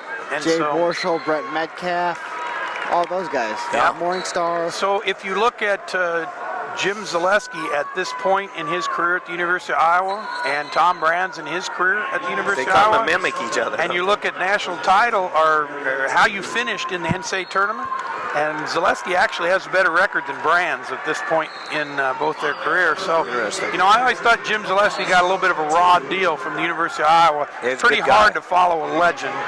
Yeah, oh yeah. And so I There's don't one day in say Gable. that to disparage Tom Brands. No, I guess not what at I'm all. trying to say is that it's hard to follow a legend, and I'm not sure anybody could do it. And if you swapped them out, Tom Brands and Jim Zaleski, I don't think Tom Brands would have fared any better. Absolutely. St. Miller John goes wins. down to Ian Miller of Kent State by a score of 14-9. 14-9. You know it's going to be fun. You ready for this, guys? James Green and Ian Miller. Two Oh, that will be a good match. equally explosive That's worth guys. the tickets to watch. James Green's explosive, and Ian Miller just proved to you why you read those East Coast results. You say, boy, this Miller, he sure smokes everybody, even the good guys. Now you know why. So if Real Budo just happens to show up in the next match, which I doubt he does, but if he does, he would face St. John again. St. John's nightmare never ends here at this tournament. Yeah, who is it again? Real Budo from Yeah. Cornell. Oh, now man. Green got the medical forfeit, a red Right. shirt over him. From Real Or Budo. maybe it wasn't medical, maybe they didn't make weight, or who knows. But No, Robuto in that last match against, Got dinged, didn't he? Dinged up. yeah. he got dinged up. Remember, he had his knee taped up right in the middle of the match. Yeah. So, Well, Brown and Storley's huge, you guys, for the team race. Yep, and Gabe Dean with the fall down on mat number 3. So Wow. Dean moves on to the third place match, and Dean's Thomas tough. will move into the. He's a physical specimen. He He has is. so much power. We can look to see a lot out of him in the future. I can guarantee you that. He's got a bright future for Cornell, that is. All right, so Storley breaks the deadlock with an escape, and it's up. He's up 1-0 over Brown. 52 seconds left in this second period, and Brown has 1 minute and 4 seconds of riding time. He moves on. I'm filling out my brackets here. Thomas will go for 5th for Penn. Yep, so we got Mike Evans and Robert Kokish out here on the mat now. They're just getting started. And Steinhaus from Minnesota and DeChow from Old Dominion down on the far mat. Chow's done a good job. He really has for Old Dominion, number 13 seed. Steinhaus came in as the number 7 seed. Yep. So we haven't seen any wrestlers from Penn State or Minnesota up until the ones that are out here now. So the team race up through that last round is Penn State in first place with 94.5, Minnesota in second with 90.5, and Oklahoma State in third with 87.5. So This is so important then, isn't it?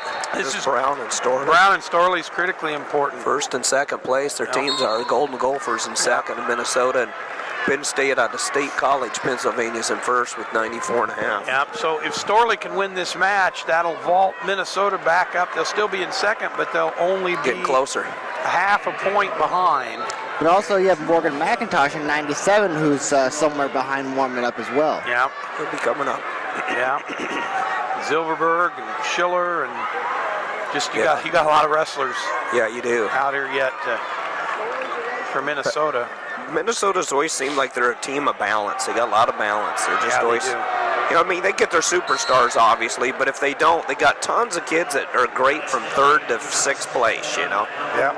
I mean, they get a team from the lightweight to the heavyweight, and they just do a good job. That's Jay Robinson's probably makes because his camps are so famous, and Yeah. I'm sure those famous camps really bring a lot of kids to wrestle for the Golden Gophers of And Minnesota. Storley with the escape here with 1 minute and 28 seconds left in the or not Storley, Brown with the escape, all tied up between Brown and Storley. 1-1. Steinhaus got taken down, so the score is 2-1. Chow leads right down there. Correct. Danny. And Kokish and Evans still scoreless here between Nebraska and Iowa. Evans had a fantastic match against Perry. Big, fast duck under by Yeah. Kokish. Oh, Really that sweet. was pretty. Yeah, fast. Wow, that brought Brian Snyder up to his feet, and So- Mark Manning coaching. 2-0 now in favor of Kokish. Kokish Brian's a kinda- Morning Star in the other corner. Dan. With that duck under, you know, it kind of reminds me of Dustin Schlater from Minnesota, a national champ with yeah. that quick duck like that. That was Yeah. reminded me of him real quickly. Another Ohio 4-time state champ out of Yep. Massillon Schlater Perry. brothers. Brown in on a single leg, but Storley's fighting him off. 44 seconds left in this match, all tied up 1-1. Only 34 seconds of riding time, so that won't be a factor. Was it possible that Storley and Kokish could meet again? Or Yeah, depending on what happens here. oh my gosh! And that last one was that last one was phenomenal. almost impossible to call. It was so great. Those guys were like two cats on a hot tin roof. Yeah, good actually. One with a takedown in the very, very last seconds. And they've been wrestling, I found out from a good friend, Mike Smith, from South Dakota, since they were in junior high. Maybe even elementary school. He didn't know. He covers from junior high up for mat shots. All right, so Storley in on a shot, but they go off the mat. 15 seconds left in regulation. By the way, you want to see some great pictures of the actions here, go to matshots.com and look at Mike Smith's pictures. He's got some great stuff. He's been showing me back there in the media area. So, all right, this one winds down to a close between Storley and Brown, and there we go. We're going to go to 1 minute sudden victory. 1-1 score. wow. Match number 593. So we're in sudden victory on a match that could well go a long way towards determining the team title later tonight. DeChao gets it. And Brown in on it, but Storley flips him over. Brown in solidly deep on a double leg. And I'll tell you, we noticed with Evans and Storley, Kokish, it's never over till it's over. Yep, Storley grabs him and just horses him over the top. Two big, strong boys here. Out of bounds and back to the center. Storley of South Dakota prep, 6-time state champ from South Dakota. Steinhaus gets taken down again by DeChao, but score of 5-1. Boy, Minnesota love for Steinhaus to win that one, but this is DeChao from Old Dominion, and Coach Stevie Martin in the corner down there has really done a great job. Stalling call on Storley for backing out. Brown just keep pushing and pushing. Seems like that's a good call. Maybe it seems like Brown's been taking most of the shots. I think it was fair. Brown's taking all the shots. Now the shot for Storley. Storley tries a single leg, doesn't happen. Scrambling. Storley's gonna get him. He's got him. Storley's right in those positions. Big takedown for the Minnesota Golden Gophers. Big takedown for the Gophers. So Cale Sanderson not pleased with that result. Kokish is up on Evans, so if he wins, he gets 2 more. We could have another Kokish-Storley match. The Kokish-Storley matches are fun. Real fun. Mike Evans is down 5-0 right now. Do you think yesterday's semifinal match could be factoring in how he's feeling this morning? Yeah, exactly. Yeah, you know, big time. Steinhaus, the Golden Gophers, wanted their guy to get a takedown down there. He had DeChao taken down. DeChao crawled to the side, kicked out, and I think they wanted him hit with a stall. Yep. So Steinhaus just pushing and pushing, but he's going to have to score some points here. He is, big time, because there's no fleeing the mat anymore. It's a stall. Yeah, it's not a fleeing the mat. But the thing about Steinhaus is his match becomes critically important now because Minnesota's a half a point behind in the team race right now. And they got 1 period to go. They've got one more guy here yet this morning in this round, and that'll be Schiller.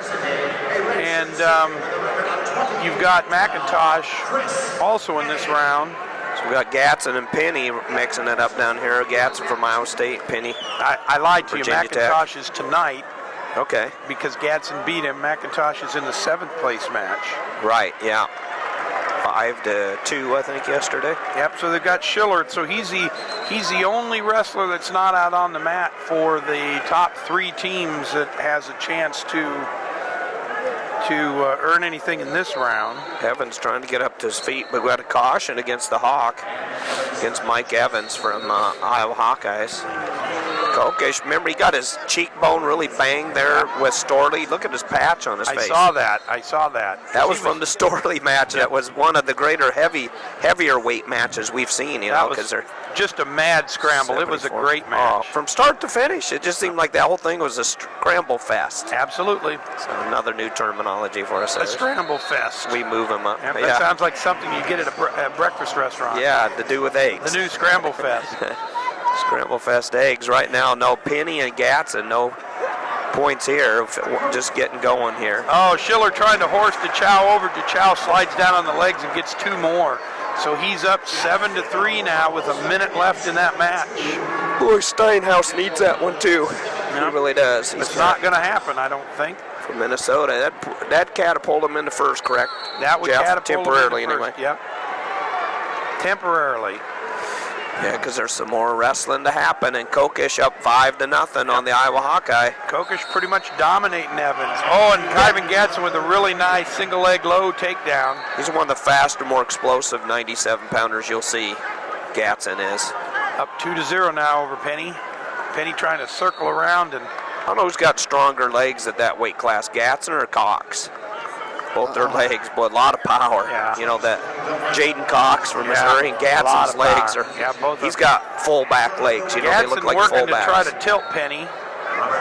Trying to stack him up here. Yeah, not going to happen, I don't think. He pinned Boley earlier from Maryland, I think, down here, didn't he? Gatson. All right, so Steinhaus. Yep, sorry. Steinhaus. In a big hole. Yeah, well, it's 7-4 now, but 25 seconds left. If he's going to do something, he's going to have to get in, and he's going to have to grab the chow and throw him, I think. Riding time and favored the Old Dominion wrestler as well. So Steinhaus in on a single leg. Yeah, you're right. Got in on that outside single. So nothing doing as they Riding go out of time is bounds. now locked. Yeah, they've got 11 seconds left in that match, so I think you can just about write the chow down as a winner. Appreciate Danny Sheehan helping us out today. You Oh, hear Danny's Kokish voice? with another big takedown on Evans. Wow. The Iowa Hawkeyes have just not looked They've had a good. tough round. They really have, yeah.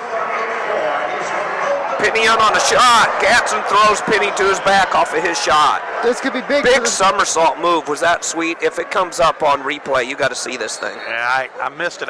Penny looked like he was taking Gatson to his back. He kind of souffled him up, went underneath him, Grambied him, or rolled him down and put Penny on his back. So that was a huge counter there. 7-1. Penny grabbing the shoulder, so Gatson really quick move. That was sweet. That was picture perfect. I hope we get a replay of that. I don't know if they're doing replays on these or not today. That'd be sick, though. It would be sweet to see. That thing was cool. It was kind of a, I don't know, it's definitely being the funk factor. It was funky. It was cool. All right, so we got the heavyweights out here. We've got McMullen from Northwestern against Chalfont from Indiana. Two real good ones. Michael McMullen, excellent. Adam Chalfont, are excellent heavyweight as well. So that'll be fun. Gatson picking up backs here. Yep.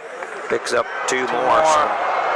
Big throw by McMullen to the back. Oh, boy. He sticks him. He sticks Chalfont. Wow, that didn't last long, did it? 18 seconds. McMullen finally beats Chalfont for the first time That was huge. this And season. bonus points And for Gatson picks up Northwestern. a fall here on that one. And those teams were both in 11th place, by the way. And Gadsden I noticed with the ball. Northwestern and Iowa State were both in 11th place, so they both get pinned. So Gatson gets a pin for Iowa State, and Michael McMullen pins Chalfont real quick. So 12 seconds left. It looks like Kokish is, I don't know what, holding his eye. McMullen is, man. I know Jay Borschel and Matt Storiano were jumping up out of their seats, and rightfully so. So Gatson picks up some bonus points. So is McMullen. It's going to keep him yeah, right. right. Keep Iowa State, Northern It's going to cancel that right out. Yeah. Gonna keep tight because Marino lost his match earlier today. So. That's right. So Evans, time runs out. 9-4, 10-4 with riding time in favor of Kokish from Nebraska. So we got a Kokish-Storley rematch, guys. The two South Dakota preps. Yep, and Brown and Evans for about the 400th time in those two guys. Oh my, yeah, that's happened a few times. Shouldn't they just start training together? Yeah. And here we've got Mr. Atlas out here versus Telford. So Mike McClure from Michigan State versus Telford from Iowa. You know what I've noticed about Telford? He doesn't shoot often. He's a little bit taller side of the heavyweights. Yeah, because you always see McClure. McClure's got such a He's got a set of legs build, on him. Legs and arms, and he's just, and Telford's a head taller than he is. So look at those legs on the you have leverage against strength. Yeah.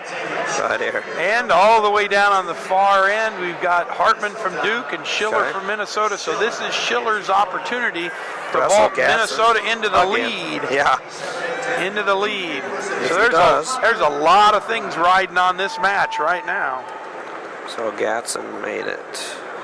That sent Penny up here. Penny looked a little injured too. I think in that real excellent funk move Gatson did, kind of threw Penny's rotator cuff out. He was really grabbing his shoulder. Yep. This is a critically important match because for Minnesota. Because if it dumps them up into the lead, then we've got a chance for a whole lot of 1 points unless they score some bonuses.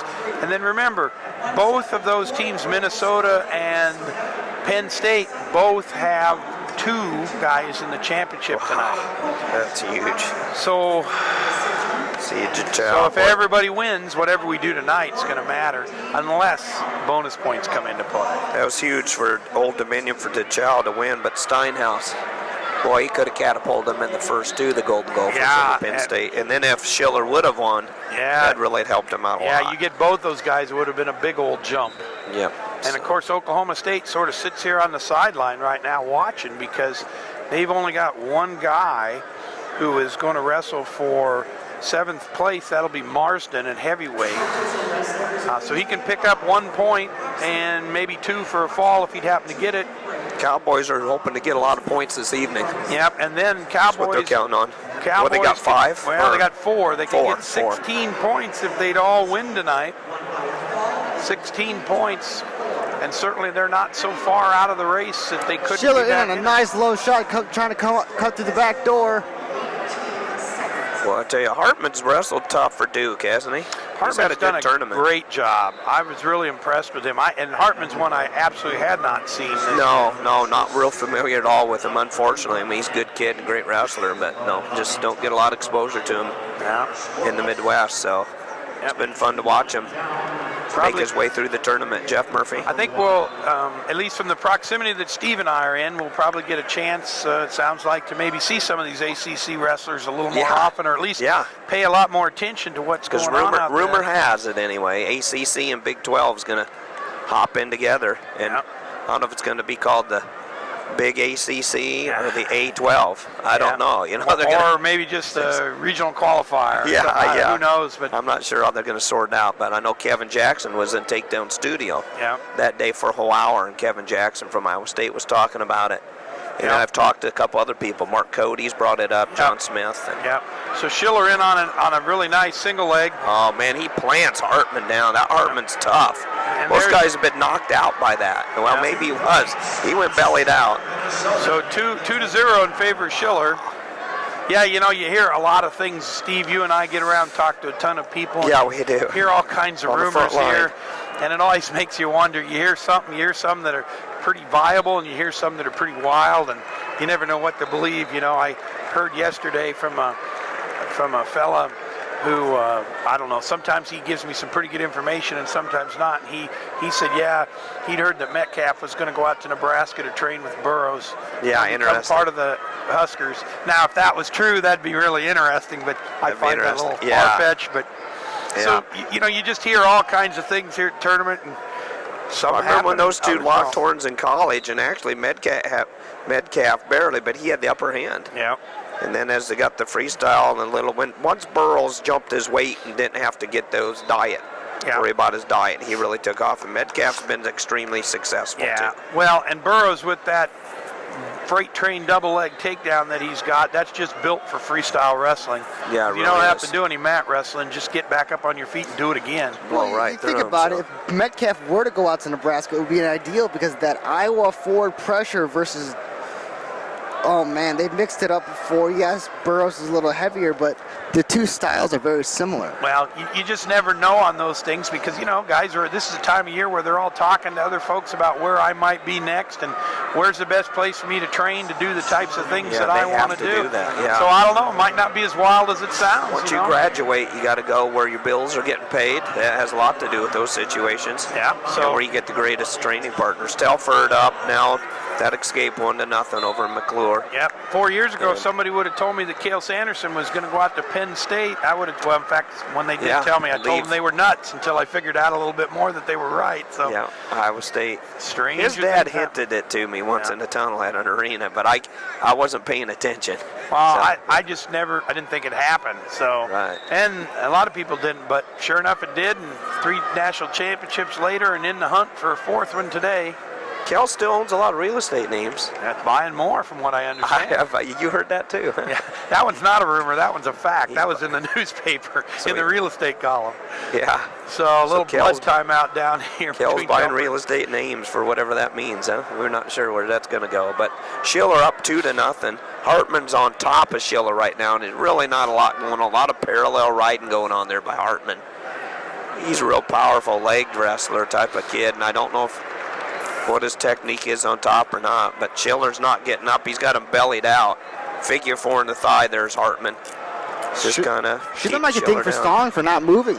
Really, you're right, Dan, because that parallel ride, a lot of times you start parallel riding, the refs are thinking that's stalling. Because you can. I mean, you can just hang out on top. And Boy, Hartman's picking up a lot of the riding time. Minute and 39 seconds. yeah, good observation by you, Mr. Murphy.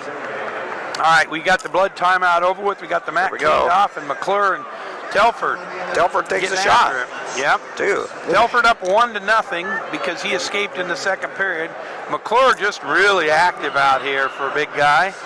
A lot of hand fighting and chucking and jiving and moving, and I can't see because the clock's in front of me. Oh, Telford in. I thought he was going to try to throw McClure. I'm telling you what, Telford's maybe the one guy in this heavyweight class that makes McClure look like a small guy. Yeah. And it's hard to make McClure look like Yeah. a small guy. Not arm circumference. Yeah. He's not going to beat him in a measurement on the biceps. No, but you're right. As far but he's a head taller, and Yeah. you get them up next to each other. McClure's dimensions have to be good. I don't know what his measurements are, but I'm sure he can bench press some weight. All right, And so leg press some weight, third too. period just underway, and Schiller lets Hartman go. at Hartman in this. on a leg. Big! Oh, big hips Schiller by almost Schiller. steps over. Great hips by Hartman's Schiller. still in on a leg. Hartman's got powerful Oh, legs. Hartman's going to take him to the mat. No, Schiller gets out. Oh, Russian Nice. spin. Oh, Russian spin. But no, nothing yet, nothing yet. Schiller still pushing him.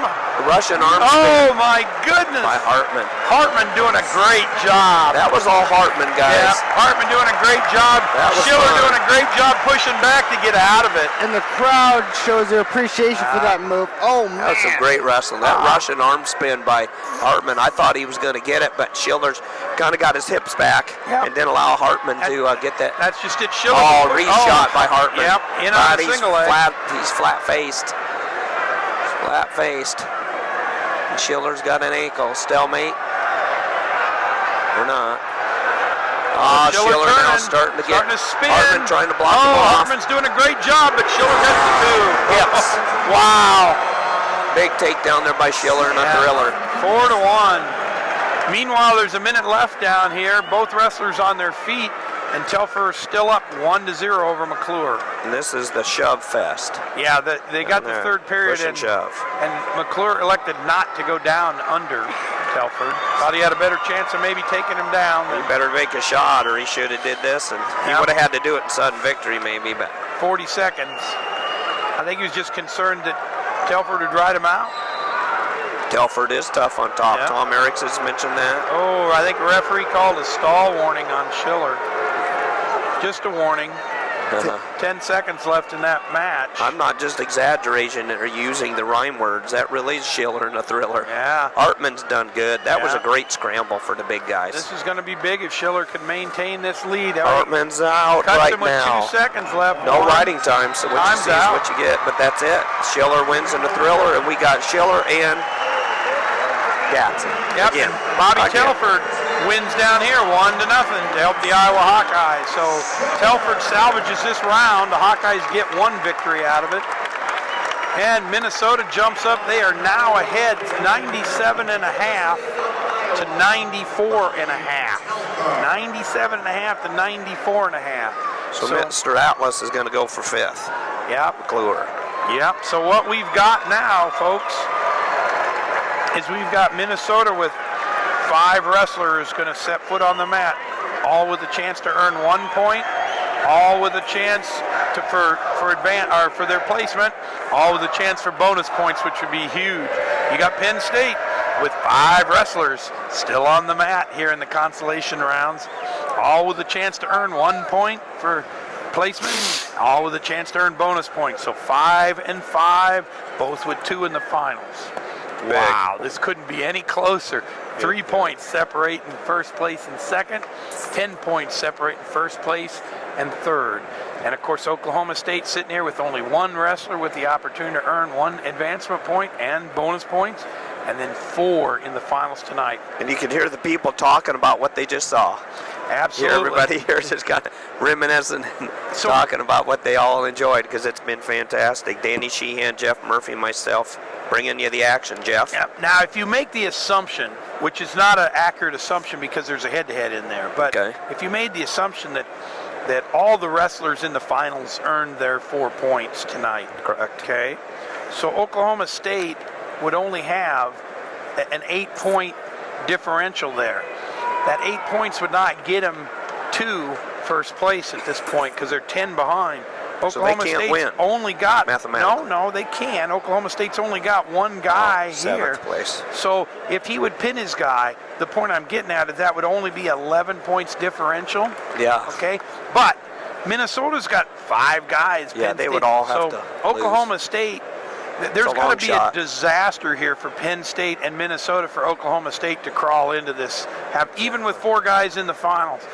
And you know, there was a time back in the day when Steve Foster and I, 15 years ago, were down in I was 10 years old. Yeah. Well, we were down in St. Louis, and the Iowa State Cyclones came into this consolation round with a big lead, and 4 guys in the finals. And the Iowa Hawkeyes had a phenomenal consolation round. Doug Schwab just decimated his man, and they wound up. The Iowa Hawkeyes wound up winning the tournament. That was one of the closer ones that we've ever seen. In that more modern era. Yeah, it really was. Absolutely. So you had Cody Sanderson, Joe Heskett, Zach Thompson, right? Yeah. And Cale Sanderson for Iowa State. 4 finalists for Cyclones. And of course, I think Cale won, right? Cale won, I think. Yeah, Cale won for Iowa State. I don't know. We might have to go look that up. Go look that up. I'll do some research on Cale Sanderson. Well, what about the year Iowa didn't have a single individual title? That was the year Metcalf lost to Caldwell, but they won by 0.5 point. Yeah, won that. Over Minnesota. Yeah, and Minnesota's done one of those. No champs with the team title. And then the Arizona State Sun Devils and Coach Bobby Douglas did it years back with his team. They had no finalist, no champs. Minnesota did that in Albany the year that Cale Sanderson won Yep, up in Albany, New York. 4th title. At the Pepsi Arena. Yep. That was an exciting time. I tell you what, we've seen a lot of exciting times, but this tournament comes down right. It's right up there with the best of them. Yeah, it is. All right, so we've got the 125-pound class on the mat now. These are all for placements, These official are all placements. Yep. So Megaludis from Penn State versus Dance from Virginia Tech for 3rd. Peters from UNI versus Clark from Iowa for 5th. So Iowa showdown. Yep. Hall from Iowa State versus Cruz from Lehigh for 7th. We got a lot of Iowa going on here. You got Peters, Clark, and Hall. Yep. Iowa State, Northern Iowa. Yep. So the state of Iowa well represented in this. 125 and little guys. Probably all wish that they had one of their wrestlers up one more so that they were in the make finals a difference. tonight. Yeah, exactly. Yeah. So, yeah, Hall's down there in the far one against Cruz of Lehigh, right? Yeah, so yes, absolutely. So we want to pay particular attention to this Megaludis Dance matchup out here because points. Megaludis In a nice low single. he can earn a point, but he can earn bonus points as well if he can really get after it in this round. And I would say that the coach, Cale Sanderson, has told his team, we need those bonus points, boys. Ankle pick there by Megaludis. I don't think Chaos is based on the way KO looks right now in the corner. I don't think Chaos is saying anything. He just gives him the look. The look. Yeah, I've seen the look up close and personal from Cale before. I have too. just a theory of mine, you know. Out in the fishing boat. He likes to fish. Yeah, exactly. Who doesn't? I love fishing. Yeah. Going up on Lake Erie with a kayak. It's You good know, stuff. cooler of ice cold beverages, Of your choice. and then you just drift. Clark riding tough here. He gets the initial takedown on Peters of Northern Iowa. 1 minute, 45 seconds ago. Cale's probably First saying, period. we got to win this tournament because, I probably get a big bonus for winning and I can buy more houses or something. Back in Ames. Yeah, that's it right there. 4 titles, another big paycheck. Yeah, absolutely. And rightly so. No Deservedly score. so. No score between Megalunas and Dance, and no score between Cruz and Hall down on 7. So you got Northern Iowa and Iowa, you got Virginia Tech and Penn State, and you got Iowa State and Lehigh down on the far mat. Yeah, I can tell you for a fact that Cale will not be happy if they do not win this tournament. It'll be Not tough. unhappy with his wrestlers because he's a wonderful coach, but just unhappy with himself. What did I do wrong as a head coach that I didn't prepare my team adequately to win? He's a class act. Yep. He's a very classy human Yep. being. Quiet. Non-boastful, too. Well, you know? he's not used to not winning. Yeah, that's He's done true. a lot of that in his lifetime. At every level, Yeah. everything he puts himself So it's to. a little bit like Gable back in the day. Yeah, You know, that's right. I'm searching for perfection, and I want to win every time I'm out there. Not that we don't all want to win, but Rumor has it he'd like to beat Gable's 9 in a row. He'd like to get 10 in a row, but this one's coming hard. yeah, that one might be a little tough to do. Megaludis in on a takedown. But it's going to be tough for them because they're trailing right now. Penn State to Minnesota. Yep, got Clark over here up 2-0 over Peters. 34 seconds left in that first period. Clark with a lot of riding time. Yeah, he does. He has Peters flat on the stump. Peters comes up nice inside stand up here. Outside stand up actually by No Peters. score between Hall and Cruz down in the 7th place match. Between Lehigh and Iowa State, Virginia Tech's dance will start down. Megalunas on top. Do you know who Corey Clark looks like? Lincoln McElravy. Yeah, With that hairstyle. A little bit, yeah. A little Especially more of a from the, mullet. from the back a little bit, yeah. With that hair coming up front, with the chin cuff, he kind of looks like Lincoln McElravy. yeah, He was another Iowa great. yeah, right. Yeah, he was. He was out of South Dakota, guys. Yeah, he He was a was. Dakota guy, 5-time state champ for South Dakota. So South Dakota being represented Very well. well. All right, we're in the second period in all three matches. Well, 2 of the 3 and the third one just getting started here.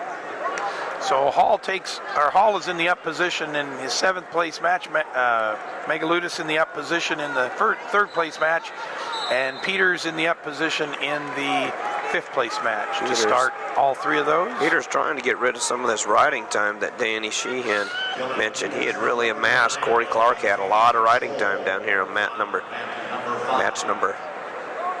25 pound Fifth weight place class. Yeah, 5th place match for 125 pound weight class. Clark gets out. Hall He's with a up nice 3-0. roll through tilt. Oh, misses it. No tilt yet for Hall No, Hall against might Cruz get himself from in Lehigh. trouble if he's not careful there. Yeah, but once Hall's in Have this an ankle. position, he knows how to throw. Yeah. He is dangerous. Yeah, We've been watching it. He So can Cruz put you on gets your to his back. feet for the escape.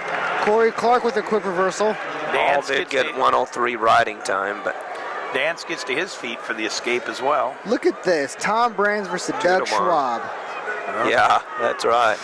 Kind of ironic, don't you think? Doug's brother Mark, who was just as good, or really probably be about as good or better. I don't know. They both were awesome.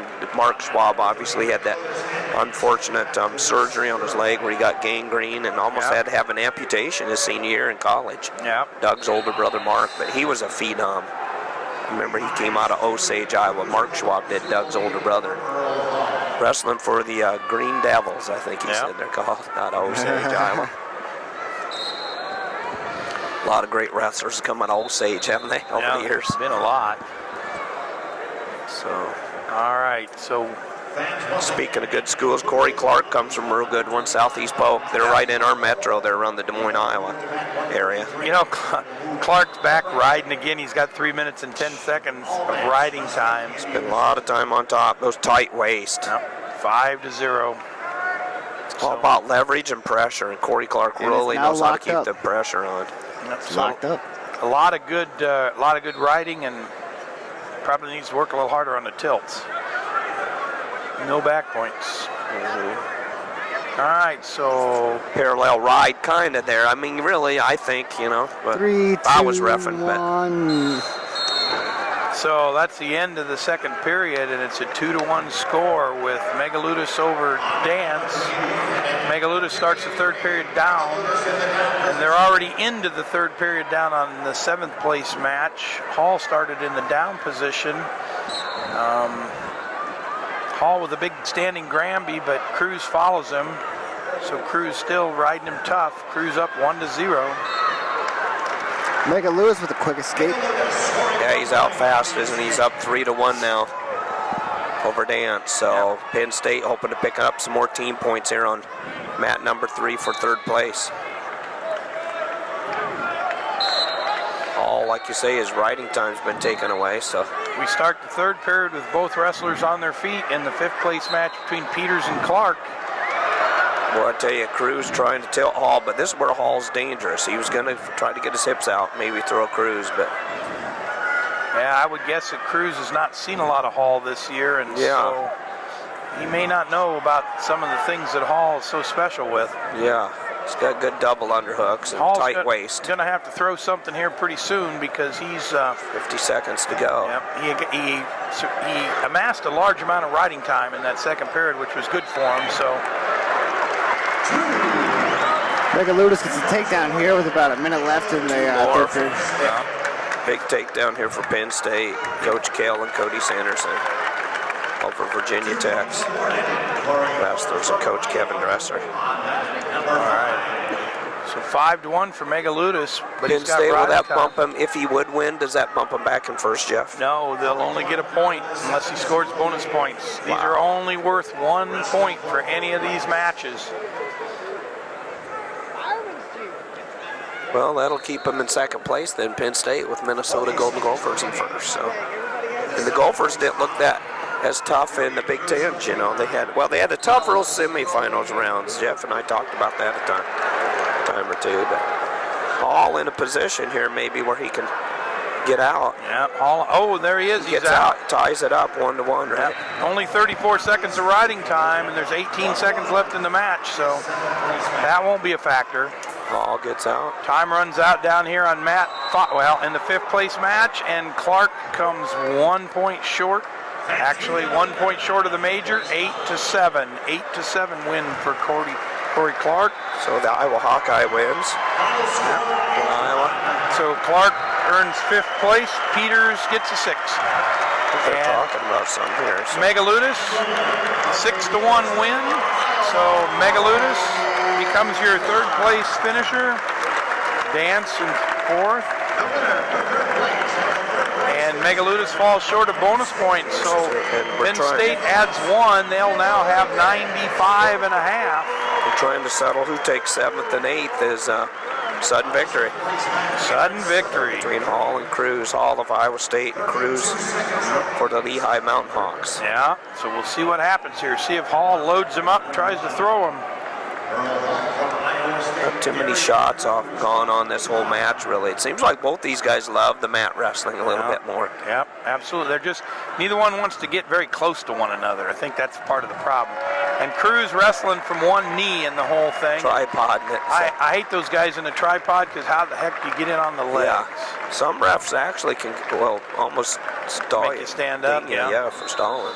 Well, and I think the toughest part about the tripod is just he was also keeping that hand out and measuring him, not letting Hall get in. And if you can't get in to work the head and you can't get in at the legs because he's down on his knees, what do you do? You know, we mentioned Lincoln McAravey earlier, and in the Lehigh corner there, you'll see a coach on the right in a white shirt, Pat Santoro.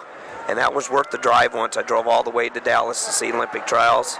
Santoro beat Lincoln McAravey, I think something like 17-7. Yeah. So we go into the 30-second Which is hard to believe, isn't it? That's amazing. Hall starts the first period down in these 30-second ride-outs. Cruz riding him really tough. 10 seconds left in the period. And I think Cruz is going to ride him out the entire period here unless something happens really quick. Yep. 3, 2, 1. Yep, 0, that's it. So. All right. Cruz has been a tough rider. A lot of times Hall's good at getting out down there. So now it's up to Hall to see if he can ride him out for 30 seconds. He'll have to get his legs in. And then we'll start all over again. Then we'll start all over again. That's correct. If Hall can ride him out. So, and they have been riding each other out. That's why we're in this situation with only 1 point of escape. So. Oh, got a caution right off the bat on Cruz. Started a little quick. Dave Zabriskie, the champ, met with us yesterday, helped us out, and he told us that first initial move is so important. Yep. Well, especially, maybe not quite so much in the lightweights, but certainly in the heavyweights. Yeah, it is. You got to get that weight off. You got to get up before that weight gets on you. All trying to turn Cruz right here. Cruz is in kind of got Hall in a little bit of a precarious position because Cruz has got him by the head trying to turn him over too, and Hall just pries him over the top with him. Wow. I didn't think that was going to happen. I didn't either. Hall's got 7 seconds to hang. Well, he's got a leg in now, so I think he's going to be in better shape. He's got 2 legs in now, so Hall's going to ride him out. Nice roll through there by Hall of Iowa State. It looked like Cruz was getting ready to get the upper hand. And Got a somersault from type Lehigh of situation. are waving the green flag, saying there's a challenge, we want to look, and they think that Hall did something illegal in the whole deal. Well, you got Troy Nickerson and Kevin On Jackson. the edge of his chair, yeah. So you know, with Troy Nickerson how well he's on the top, Hall's going to be just as good on top. Oh, yeah. Yep. I thought he was going to tilt Cruz there, do a little Troy did I. Nickerson and tilt him, but... So here's the replay right here. Here, that looks like Troy Nickerson right there. Yeah, I don't know what's illegal. Did he come across the throat, maybe? I don't know. He was under the arm the whole Choke. time. Yeah, his left one's got an underhook, so that's not really choke position necessarily, but Kevin Jackson out there talking to him, 2-time world champ, Olympic gold medalist, 4-time All-American, NCAA finalist. Started his career with Coach Larry Shakatana, LSU Tigers, ended it at Iowa State. So up at Iowa State, names for the Cyclones. So on a national championship team, wasn't that Iowa State's 87 team that won a title? Yes. 1987, Jackson was on that team. So that no illegal move there. Nothing. So Back to the second set of 1 minute sudden victory. Takedown wins the match. I still don't see what was illegal. no, I don't either. But I don't either, but you know what? You got that championship or that challenge flag. You might as well throw it. Maybe there's something to it. Cruz is down there on his tripod right there. Both of them just trying to figure out If what's I gonna was happen. Jackson, I'd be pounding on the mat, hollering at the ref that he can't stay down there forever. Right, yeah, you That's can't. a stall. That's a stall.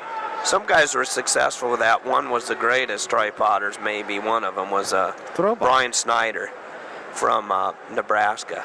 But he was constantly shooting off that tripod. He would levitate off that mat and just take you down. Ask Luke Becker. Boy, Snyder and Becker had some of the greatest matches ever. But we're not seeing Cruz do anything off Yeah, that he's tripod. not. He's staying on his hands and knees. And Of course, Hall isn't really doing much either. I think if Hall was trying a few more But things. he doesn't want to commit to Well, something I like that understand. either. I understand. I just say if he was moving around a little bit more, trying to act like he was shooting from the side, You might get that referee to think. circling, exactly. But it's hard to call one guy from stalling when the other guy's standing there too. So Second right out. Here we go. Cruz on the bottom from Lehigh Mountain Hawks and Earl Hall from Iowa State Cyclones on top. So, Now riding time will be a factor. that is correct. yeah, they'll keep track of any escape. Now, Hall again's kind of loading Cruz up, trying to get some tilts Yeah, there. but I think Cruz is going to get out. Boy, Oh, he's- Hall bears down on him. You were saying. Wow. Oh, and there Cruz it is. gets out. It's out. So now Hall's going to have to get out quicker, right? Yep, Or 18. score here. Yep, or score here, 'Cause they keep or score in the wrestling. next period. Cruz going to go down the tripod again. So I believe, well, we'll see what happens. Hall's just going to measure it out, and there it is. now So Hall goes down. Yep, Hall's got 18 seconds to escape. If he doesn't escape in 18 seconds, he's going to have to do something And it's different, Cruz. or maybe get the reversal. That'd be okay too. He's tough with those throws from bottom. We've seen him pin people all year long. But Well, Cruz is a tough kid. I got to think you're going to see something like that right here. Cruz just clamps on. That's what he did the first time around too. 11 seconds to go. Hall's got to try to reach back and do something here. Cruz has just got him clamped in that crab ride. And Hall Cruz trying loves to that elevate crab his ride, hips. doesn't he? Trying to elevate. No. Gets flattened out on the mat. Cruz does. Yeah, So, Cruz is going to beat him. yeah. Yeah, he's got him There you flat go. on the mat. Hall, I don't think has enough time to get out now. No, that'll be There. it. So there's your win there for Cruz Yep. at Lehigh. So Hall in 8th place and Cruz in 7th place.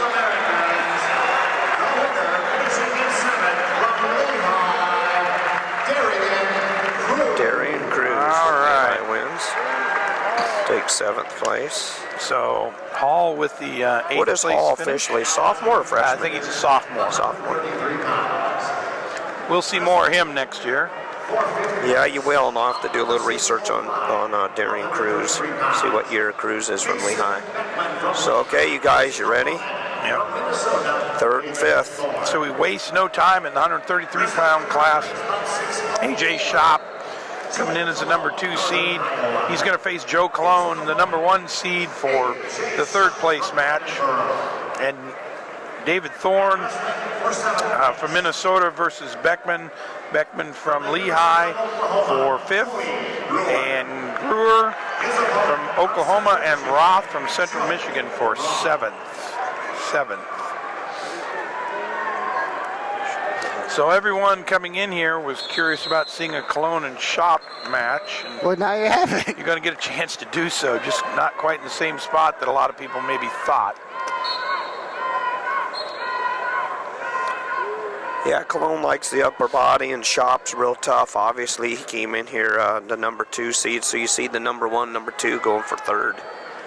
Thanks to Tyler Graff of Wisconsin making it to the finals for the Badgers, and then Tony Ramos, a finalist once again for Iowa. So I'm sure he'd like to get the monkey off his back, Iowa's Ramos, and win an individual title for the Hawkeyes. Absolutely. Which will bring you the action later on today. Steve Foster here, and Danny Sheehan's been helping us a lot. And then, of course, our real steady guy here, Jeff Murphy. Thanks for being part of the team. Eddie here. Yeah, so again, Thorne's match down here, important in the team race. Probably obviously of the 3 matches that are on the mat right now, that's the most critical from a team standpoint. Although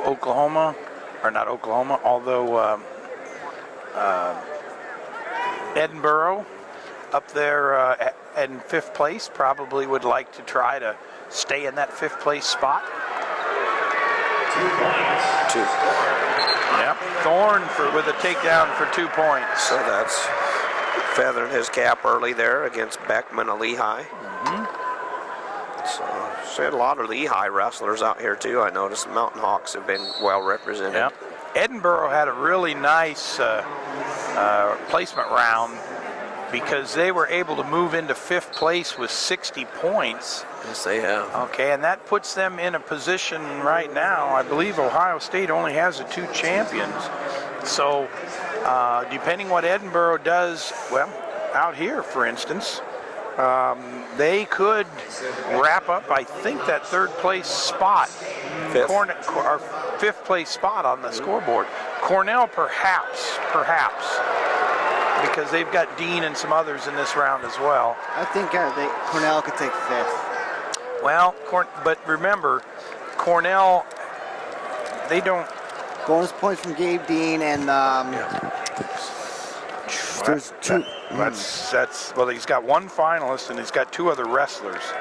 So if both of their wrestlers in the consies get 1, that's 2 points. If Gabe Dean got a bonus points, let's say he pinned his guy, that's 4 points, and you're going to get 4 out of the consolation, so there'd be 8. So there is a possibility they could if Edinburgh doesn't win anymore. Right. So it'd have to go all wrong for Edinburgh and all right for Cornell. Otherwise, Edinburgh's probably got that 5th spot pretty well sewn up. And Roth right now is up 2-1 down there against he wrestles for Central Michigan Chippewas and coach Tom Borelli. He's up 2-1 over Brewer of Oklahoma, who had the big win over the number 4 seed Morrison earlier in the Bedlam match. That was pretty exciting. That was Create really a lot of exciting. fireworks here in the stadium, obviously. Being in the state of Oklahoma, we had a lot of Sooner and Cowboy fans watching that one. All right, Thorne up to his feet. And there's something that you don't see with AJ Shop. Cologne got an escape within 10 seconds. Yeah, Cologne's quick. Nice big fast escape, as Danny Sheehan points out. AJ Shop was able to ride out Tony Ramos in the semifinals. But then, of course, we know what happens. He lost. Yeah, Shop's just so long and tall. And yeah, Ramos about pinned Shop out of bounds. It was that big move that gave Ramos that win over Shop. Tossed him to his back, and I thought he was going to have him pinned because he had Shop on his back for quite some time. Out of bounds, but you can pin him out of bounds now. I like that rule. Everybody else here too? I do too. I think that's a good rule. It's fun. You know, Shop just got dinged for stalling. Then he smiles, but I got news for you. When you're going 50-yard dash out of bounds, that's going to happen. Yeah, you know? that is going to happen. Whether you're doing it intentionally or not, but if you got your tranny in reverse and you're flooring it, I think there's a gonna get match dinged. going on mat 5, but they're doing all the wrestling behind the scoreboard right now. Yeah, right now. Yep, Thorne's still up 3-1 now. 3-1 right now for 5th place against Beckman of Lehigh. Halfway through that second period. And Roth is tied up with Brewer down there, Oklahoma and Central Michigan. Yep, 2-2. Chippewas, they're all tied up. So. And the crowd starts to get a little unruly out here. No takedown still with Shop and Cologne. Yep. Shop's got a hold of Cologne's wrist. Yeah. Just with a death grip. He did, didn't he? Wow. Hopefully he doesn't have carpal tunnel surgery. Well, and Thorne with another takedown. And then the escape.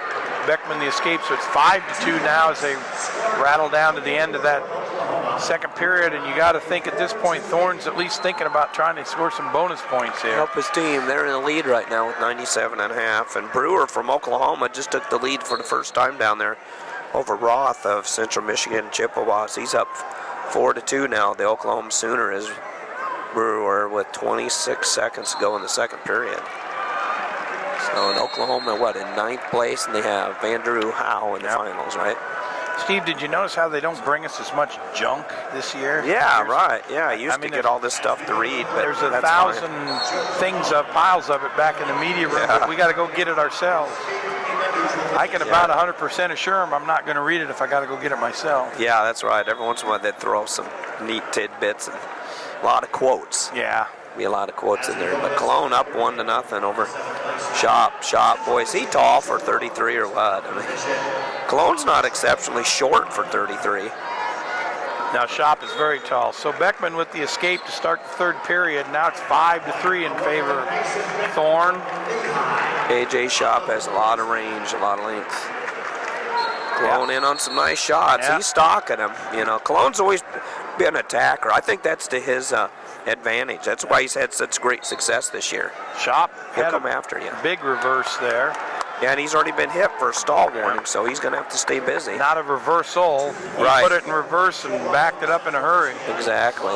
Meanwhile, Chippewa's taking a lead now over Brewer. Roth has, but Brewer just gets out. Now it's 6-5, guys, down there. Good match for 7th. Yeah. 1:20 to go in the third period. So between Oklahoma and the Chippewa or Oklahoma Sooner against the Central Michigan Chippewa. And we've got just a minute left in this 5th place match between Thorne and Beckman.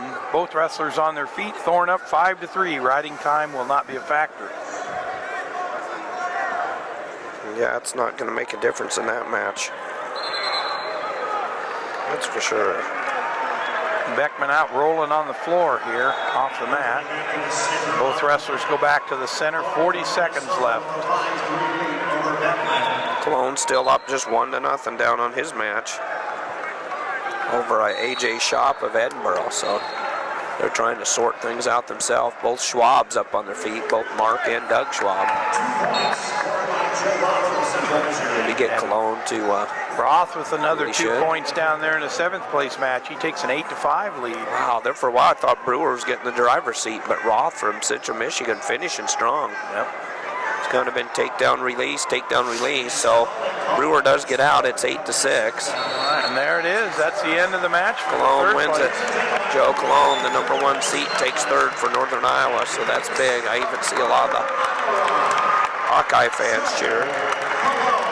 Yeah, a lot of the Hawkeyes are actually just right behind us. Yep. Well, cheering for the guy from Iowa, state of Iowa. Yeah, he's from Clear All right. Lake. He's from Clear Lake, It's all Iowa. over down in the 7th place match, and Joe Roth from Central Michigan with an 8-6 win. So Roth wins it for the Chippewas. And there's timeout on the 5th place match. And so, in the 5th place match, David Minnesota gets some more Thorne points. with a big 5-3 win Just over 1 Beckman point. from Lehigh. 1 point added to Minnesota's total, so they'll be ahead 98.5 to 95.5 at this point.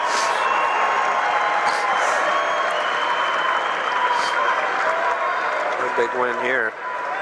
Somebody's been doing setups. Yeah. Yep. Ladies and gentlemen, let's meet our competitors. Says now I'm going to eat. Bout number 6. All right, here we go. 140. I better catch up here. 141. Richard Purcell is It'll be fun, you guys. Gonna be some good fireworks here. Oh boy, because we've got Mitchell Port, the number 1 seed from Edinburgh, he's going to face Evan Henderson, the number 9 seed from North Carolina. That's for the 3rd place match. That's a repeat of earlier in the tournament. Where Henderson knocked Port out, right? 5-3. Port in on a takedown already. I can guarantee a Port. You've got Rutherford over here from Penn State versus Lazor from University of Northern Iowa, of course. Oh, and Lazor does not show up. Rutherford gets 2 points. For the medical forfeit plus that's 1, that's huge from a team title standpoint. Remember he hit his head earlier? Yeah. Yeah, I think we saw that earlier, like Sheehan just pointed out. Wow, He might have got that sometimes it's concussion. better to be lucky than good. Yeah. So that ties it. That's 3 points. Well, I don't think they... Yeah. Rutherford takes Yep, there it is. Ties it up. 98.5 to 98.5 wow. after that. That's a big turn of events. That was a Christmas present. That was a Christmas That's present. a big Christmas present. Kale's on the Yeah. horn right now to his realtor. Going to buy another house. In Ames. Says they'd be looking for another one. Never know. Oh. I haven't even told you who's on Matt in the 7th place matchup. Yeah, that's right. Nope. Down there. No, never got that far. Durso Durso from from Franklin. Yep, and Stephen Dutton the 3rd from Michigan. We've seen Dutton a lot, haven't we? We've been calling his name ever since Madison, Wisconsin, Yep. Jeff Murphy. And Durso's up 2-0. Durso wrestling real good here for Franklin and Mary, doing Yep. a good job. All right, so Henderson shucks off Port, and it's 2-1 now in favor of Port, with 1 minute and 30 seconds left in the first period, and both wrestlers on their feet, middle of the mat. Toughness doesn't always win your matches, but that Mitchell Port, he looks tough. I don't know if he's tough. He's wrestling tough, but he's kind of stalking Henderson. Henderson's got nice range though. He's got those long legs, and look, he uses them. Look at the hips by Henderson. Yep. Nice leg underhook there by Port as they go out of bounds. 1 minute 10 seconds go in the first period. 1 minute 9 seconds of riding time in favor of Mitchell Port. Edinburgh obviously like to pick up some more points. I don't know if they could pass Iowa or not. I don't see that coming with 11.5 point trail in them. No, So. they have no one in the finals, and they just don't have enough people. Right. So Edinburgh, if they'd win this one, though, they would more than likely secure the number 5 spot. They got to win this one to do it. Yeah. Otherwise, Cornell or Ohio State could perhaps overtake them. Sure, Mitchell Port like just to win this, maybe for himself, of course for the team, but it's not going to change their standing any. No. Trying to get it. It's kind of a revenge match, as we said. Never a bad deal to win it for yourself.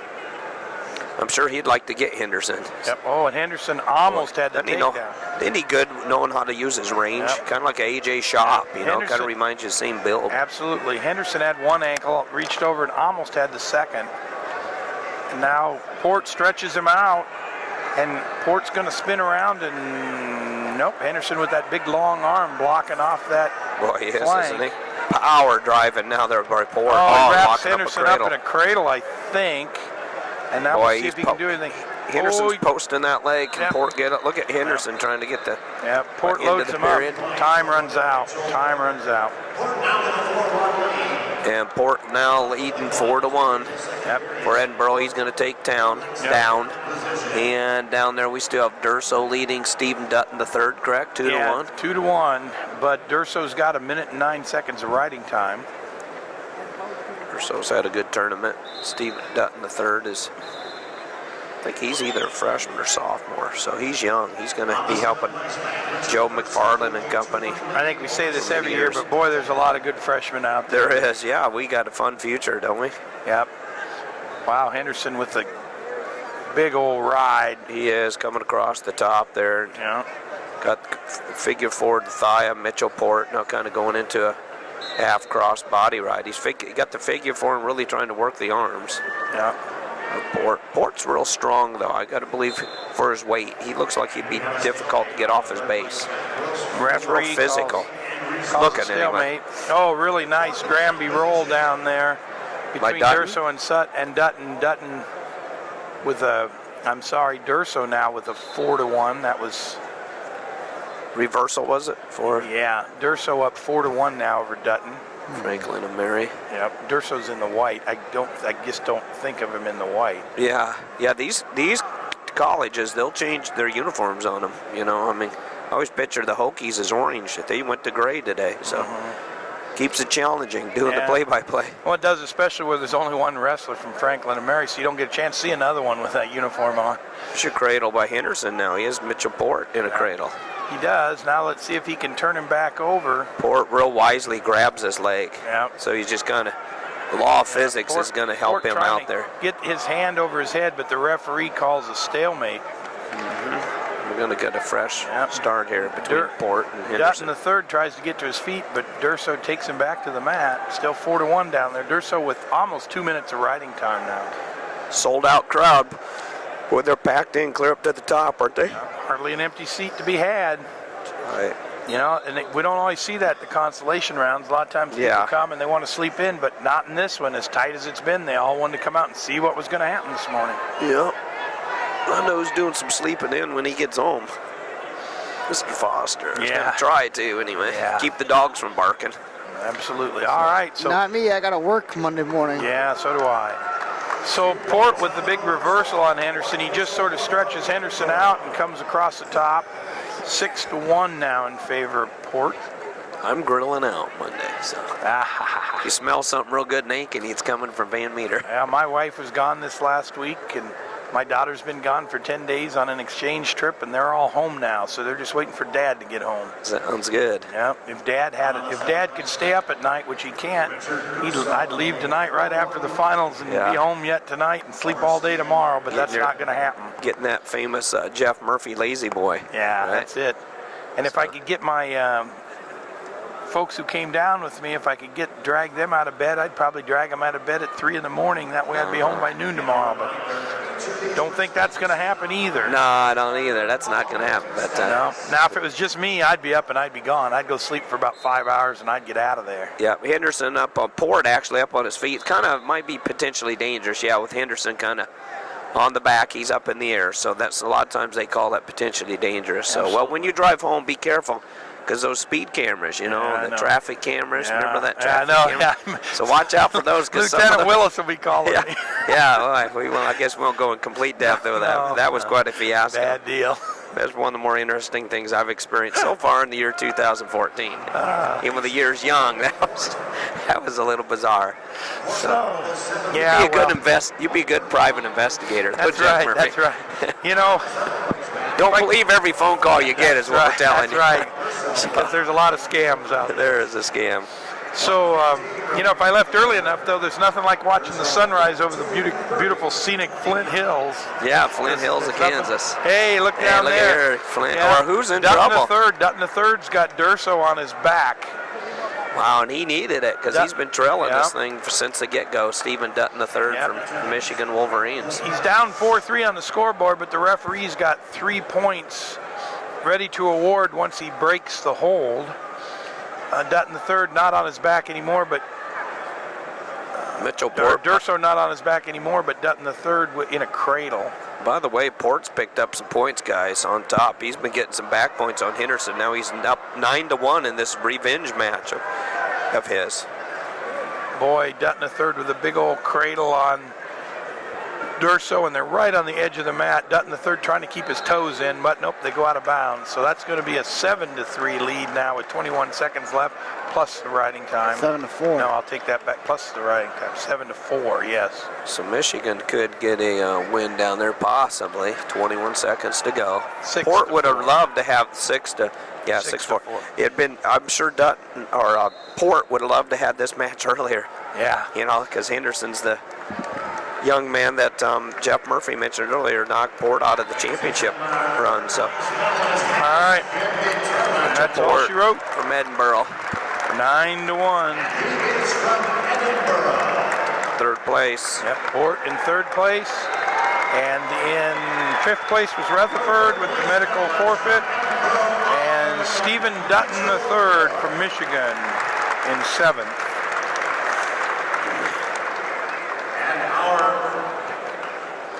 Let's see. All-American from the University of Michigan, Stephen Dutton. So we got two Edinburgh wrestlers in the same mat here coming up side by side. Just right by each other for third place. You can't have two Edinburgh in the. We had three, Yeah. 33, 41, 49, all going for third. Yeah. Okay, I thought you were two on two mats, and that No. can't happen. You know, No. this isn't NAIA. You Yeah, can't that's have right. one. Can't do that, can you? I love that about NAIA, don't you? Yeah, it's fun. Keeps it interesting. Fun when two guys from the same team face each other for the national title. That's Yeah. interesting. Grand Valley did that at 33. Grandview College. All right, so here we go with 149-pound placement matches. For third place will be Eric Grajales from Michigan and David Abbott from Edinburgh. Abbott and Mitchell Port just had some words because they're both wrestled together. I'm sure they work out a lot together for Edinburgh. So Edinburgh trying to pick up some more team points. Yep. These are worth how many? One. So yeah, they get 62 points if Abbott even wins. They just get two. Yep. One for Mitchell Port and one for Abbott. In your fifth place match is Minotti from Lehigh versus Howdeshelt from Missouri. And in your seventh place match is Kendrick Maple from Oklahoma University, and Who'd have James thought it, huh? English from Penn State. Yeah. So again, another Penn State wrestler with a chance to put a few more points on the board and increase that spread. And two weights in a row, we don't see the number one guy going for the first place. We got Howdeshelt, the number one seed. Mitchell Port was, well, I guess Port was actually the second seed, wasn't he, for Edinburgh? So No, Port at he was 41. the number one. Yeah, he was. He was 30 wins and 1 loss. So got two of them wrestling for placement match with Howdeshelt from Missouri wrestling against Minotti from Lehigh. Minotti's had a good tournament for Lehigh Mountain Hawks. I'm saying Lehigh a lot today too, so Yep. if they are not the top 10, I've got to be believing they're got to be growing here. They got it right there. Well, 12, Lehigh 13. was an 18th to start the day. So they were with down a 3.5 ways, weren't they? points. Yeah. Yep. UNI was in 11th. They've won matches. Wisconsin, Northwestern won a pin. McMullen, Gadsden got a pin for Iowa State. And now Missouri was tied for 11th. So this is important for them to get in the top 10 too. Howdeshelt here. Okay. Drake Howdeshelt. So that's important. Jason possibly Sturts for beat him in Missouri. the championship semifinals 2-1 for fifth overtime Wow. in the last second kick out. Sturts is tough. Excellent. Fantastic looking freshman. He's had a actually great year. he's actually the first freshman for Northwestern to make the NCAA finals. He is, isn't he? Jake Herbert never did he? No, As a freshman, so. he got knocked out in the first round and won 6 in a row to take third. Wow, he went the long way. The long way. He did the home. Boston Marathon, as you guys call it. That's Herbert. Absolutely. He's got the energy, though. I love watching Jake. He's a battery-packed guy. He's tough. Getting a takedown here is Michigan's Grajales over Abbott. So now Grajales leads 2-0. And then as a sophomore, he lost to Ben Astron and then beat Yep. Mike DeSoto, then beat, he just beat a gold medalist, Jake Varner. No big deal, right? Yeah, he's tough. No big deal. He just beat a gold medalist. All right, and what do we got down there in the seventh place match between English and Maple? No score. 34 seconds left in the first period. To me, it seems that we just haven't seen the normal Maple. No, Maple's. Right. You know what? But yeah, that's good observation. Maple's not had quite the senior Once he season bumped that up he the had weight. the junior season. Yeah. Do you think he's giving up too much weight? Could be. I don't know, or whether. He looks kind of small for 49. I don't know how much he cut for 41, but he obviously won it, was a real force. He was in the driver's seat at 41, but 49 has not been real friendly to him. Howdeshelt trying to get a takedown right here on the edge of the mat, but Minotti's got his ankle, and the referee calls potentially dangerous, so we'll restart. 36 seconds left in the first period. Oh, Minotti's hurt. Yeah, he's kind of knocked. He's got dinged here. I he's think. stretching out. He's going to be fine. Just rub some dirt on it. Yeah, that's right. He's tough. As we sit here drinking our cold drinks. You know what's interesting, though? Yeah.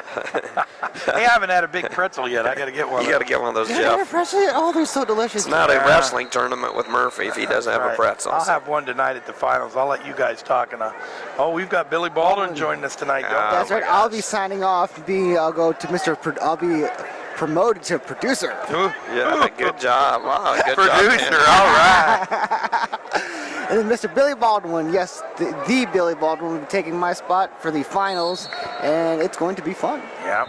Yeah, we've been down that road a few times. He's fun. He's very extremely knowledgeable. Especially about the East Coast wrestlers. Very knowledgeable about the East Coast wrestlers. Yeah, now Reed as Binghamton Bear did. I'm not sure.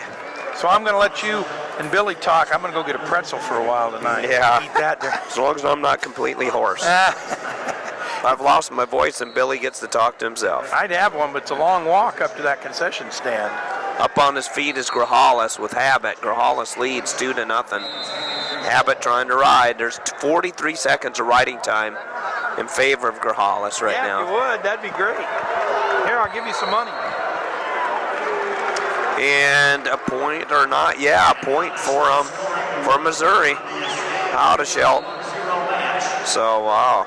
Or as we sometimes say, how'd he do it? Out of Shelt. It's a point. Nope, just a Goes up 1-0. 1 minute, 37 seconds go in the second period. So out of Shelt gets out, scores the first points against Minotti of Lehigh. Out of Shelt going for 5th place. He's been the #1 ranked wrestler, I think, about the entire year. Drake Out of Shelt. Yeah, since Quite a while. right before Christmas, I think. Scuffle. Yeah, maybe the Scuffle. Somewhere in there. Missouri Tiger. We got Brian Smith in the far corner and Mr. Sammy Henson, 2-time national champ for the Clemson Tigers back in the day. You know, Sammy I think was a early in the world season, champion. Maple was #1. Yeah. And then Sakaguchi got in there for about a week Yeah, early he in the did. season. Yeah. Sack's not going to get All-American, is he? He's No. kind of bowed out. He's been All-American before for the Oregon State Beavers and Coach Jim Selesky and I think Nick Coach Dardanes Steiner. might have held it for about a week, and then Howdeshelt's held it, had a firm grasp on it since the Scuffle, I think. yeah, he has, hasn't he? Yeah. But instead, Kindig and Sursus say, hey, guess what? We're the big guys on the block, and they're going to be going for the championship tonight Absolute. at this weight class. Kindig an 11 seed. Yeah, against the 5th seed Sursus, but I don't know if Sursus should have been seeded that low. No, necessarily. I would not argue with that. I think Surtis maybe should have had a 2 seed. Yeah, he won the Big Tens and beat people above him in the seeding, so kind of like Gatson at 97, same way. So Absolutely. So we've got Gray Hollis with the 3-0 lead over Habit. There's 44 seconds left in that second period, and all the way down in the far end, the 7th place match, you got Kendrick Maple with a 1-0 lead over English. So And English Maple in trying to get a takedown, but the referee says no, we're going to start over. They went out of bounds.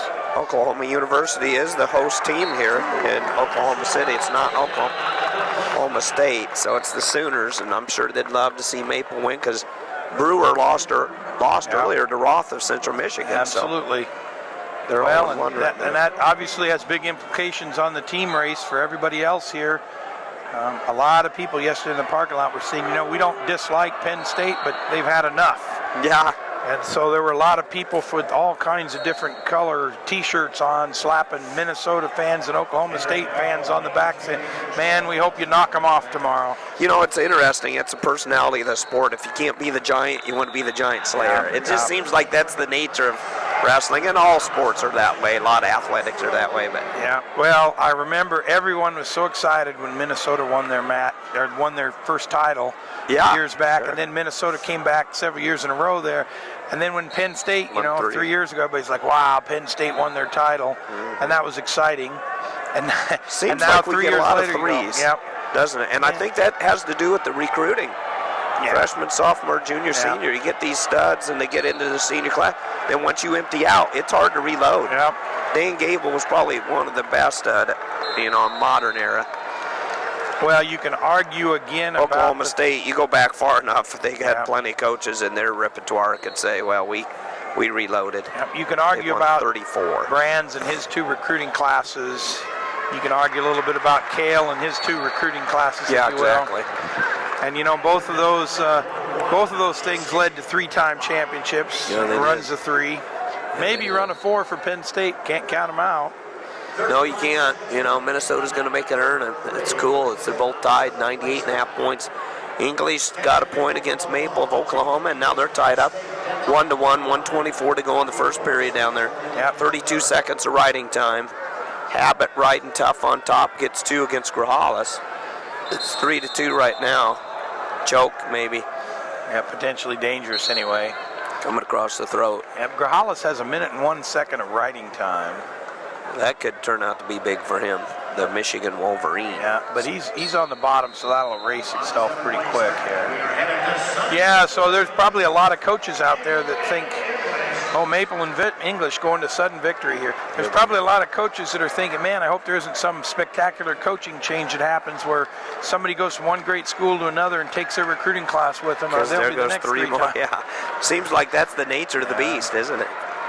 Really does. Yeah, Howard shelled up now from Lehigh, or from Missouri, pardon me, over Lehigh. 3-0 right now, 28 seconds to go. Looked like Habit was going to stack up Grijalles, but he rolled through. Grijalles leading now, and riding time's not in favor of Grijalles anymore. So does he cut him, or what's he do? His coaches are telling him, cut him. Yeah. I think they want Habit to just cut Grijalles. Oh, I think they need to. Yeah, because they're mathematically. And he just did. Would he get the riding time said, or not? stand him up. I'm giving him a point. I don't want to waste any time. Stand him up. So it's 4-2 well, now. He could have got the riding time, but then it just been sudden victory. You know, if he could have rode him out. All right, so in 4th place, or excuse me, in 5th place, Drake Howdeshelt from the Missouri Tigers. Yep. 3-0. Stall warning against Grijalles. Abbott in there deep at the edge of the mat. Both wrestlers really fighting for position. Abbott trying to keep up with his teammate who took 3rd here just last match from Edinburgh, Mitchell Port, but having a little tougher time. Grijalles will be your 3rd place. I don't see him losing. He's up 4-2. Yeah, with 1 second left. And in the sudden victory, we're into the 30-second ride-out periods. English starts in the bottom to start the first period. And so far, Maple's done a good job of riding. 15 seconds left. They've gone off the mat twice. All right, there's Grijalles. 4-2. His career's been a roller coaster, Yeah. so he finished strong. I'm sure he's glad with that. He's That's kind a of, real nice finish for him. yeah, he's had kind of a roller coaster year. So Hollis takes 3rd place. All right, so all that's left is the 7th place match, which is really the biggest one in the team race. Yes, it is. But no bonus points going to be scored here unless somebody pins somebody in the 30-second Right, round. yeah. English out with about 12 seconds left in the period, so English takes a 2-1 lead. Maple will have his shot at it here in a minute. And time runs out, so we'll go back to the center. Got out, 18 seconds Yep. to go, so Maple's going to have to get out quick. Yeah, but we're only in the first go round, ride so out, if he does happen to get out, they'll go to a second yeah, set. that's exactly right. You got to go to get second set victory. But quick is still good. Penn State fans are, Kale's up on his feet with Nick Fanthorpe coaching in there, another Iowa State Cyclone. Nick Fanthorpe, an All-American, went with Kale Sanderson out of Naperville, Illinois. Yep. Up on his feet is Maple. Yep. Putting a leg in is English. Yep. And a good job, kind of a standing crossbody ride if there's such a thing. They go out of bounds. Oh, and I'm already looking forward to Green and Miller. Yeah. That's going to be fun. fireworks. That'll be here in just a minute or two. Actually, well, maybe Get going here pretty quick. Maybe 2 minutes and 20 seconds. Yeah. All right, English with a tough ride. 13 seconds left. Maple's got 13 seconds to get out. English with a real tough ride. Maple's just not going to get out of that this. crossbody ride. 6, Maple 5 having a hard seconds. time, so. 4, 3. Maple with a Michael little Leichner, half-hearted Mark ride. Cody. All right, Penn State crowd loving it. That's another point for Penn State. They take the team lead again, you guys. 99.5. It's just that close. Yep. This team race is just that close. Yep, 99.5. All across there, and then they got a lot of contingency up there in 327 as well. You see them up there in the far yeah, corner. there's a bunch of them. Just a pile of them today. Bus loads of Penn State Nittany All right, Lions. Cale Sanderson picks up English, carries him off the mat. Patton and Fanthorpe with a big smile. Boy, that's going to be a big match when you take a look at how that's done. English has had a real good career there at Penn State as well.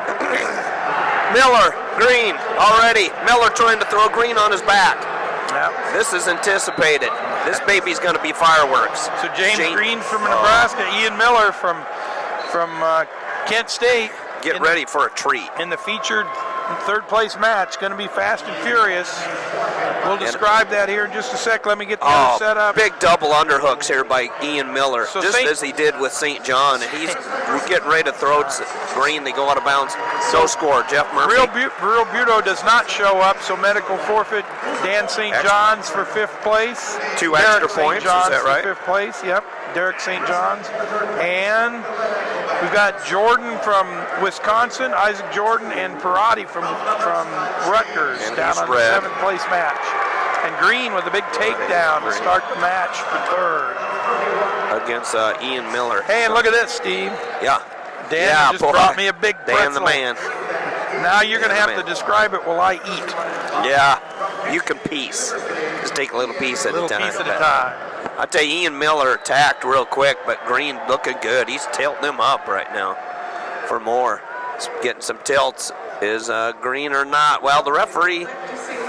Oh, I tell you, I can't believe that wasn't some more points for Green, but Ian Miller. Yeah, there you go. 3 more. I was going to say. I didn't see him officially counting, but Miller's back was to the back to the mat. So Green's tough on top. Everybody thought it'd be James Green maybe against St. John in the finals, or I really picked Deringer. I thought it'd be Deringer and Green, but Deringer made it. Green didn't, thanks to Des pinning James Green in 3 minutes 36 seconds. And Jeff Murphy and I were calling that match, and Dan Sheehan was helping us too. And the whole time we thought Ness was just setting Green up, kind of like Green setting Ian Miller up, picking up more or not, or did he get any more or not? No, so. I don't think he. I don't think he got him past the 90-degree point. Yeah, Miller's an attacker though. I mean, he's got action, but this Green's a real special wrestler for Nebraska, going for 3rd. Yep. I really pictured Green in the finals, but Ness has had a great tournament, guys. Mr. Dangerous. So. Yep. Parati and Jordan 0-0. Yeah. Minute left in that first period down in the 7th place match. Yeah, just about done down there for the first period.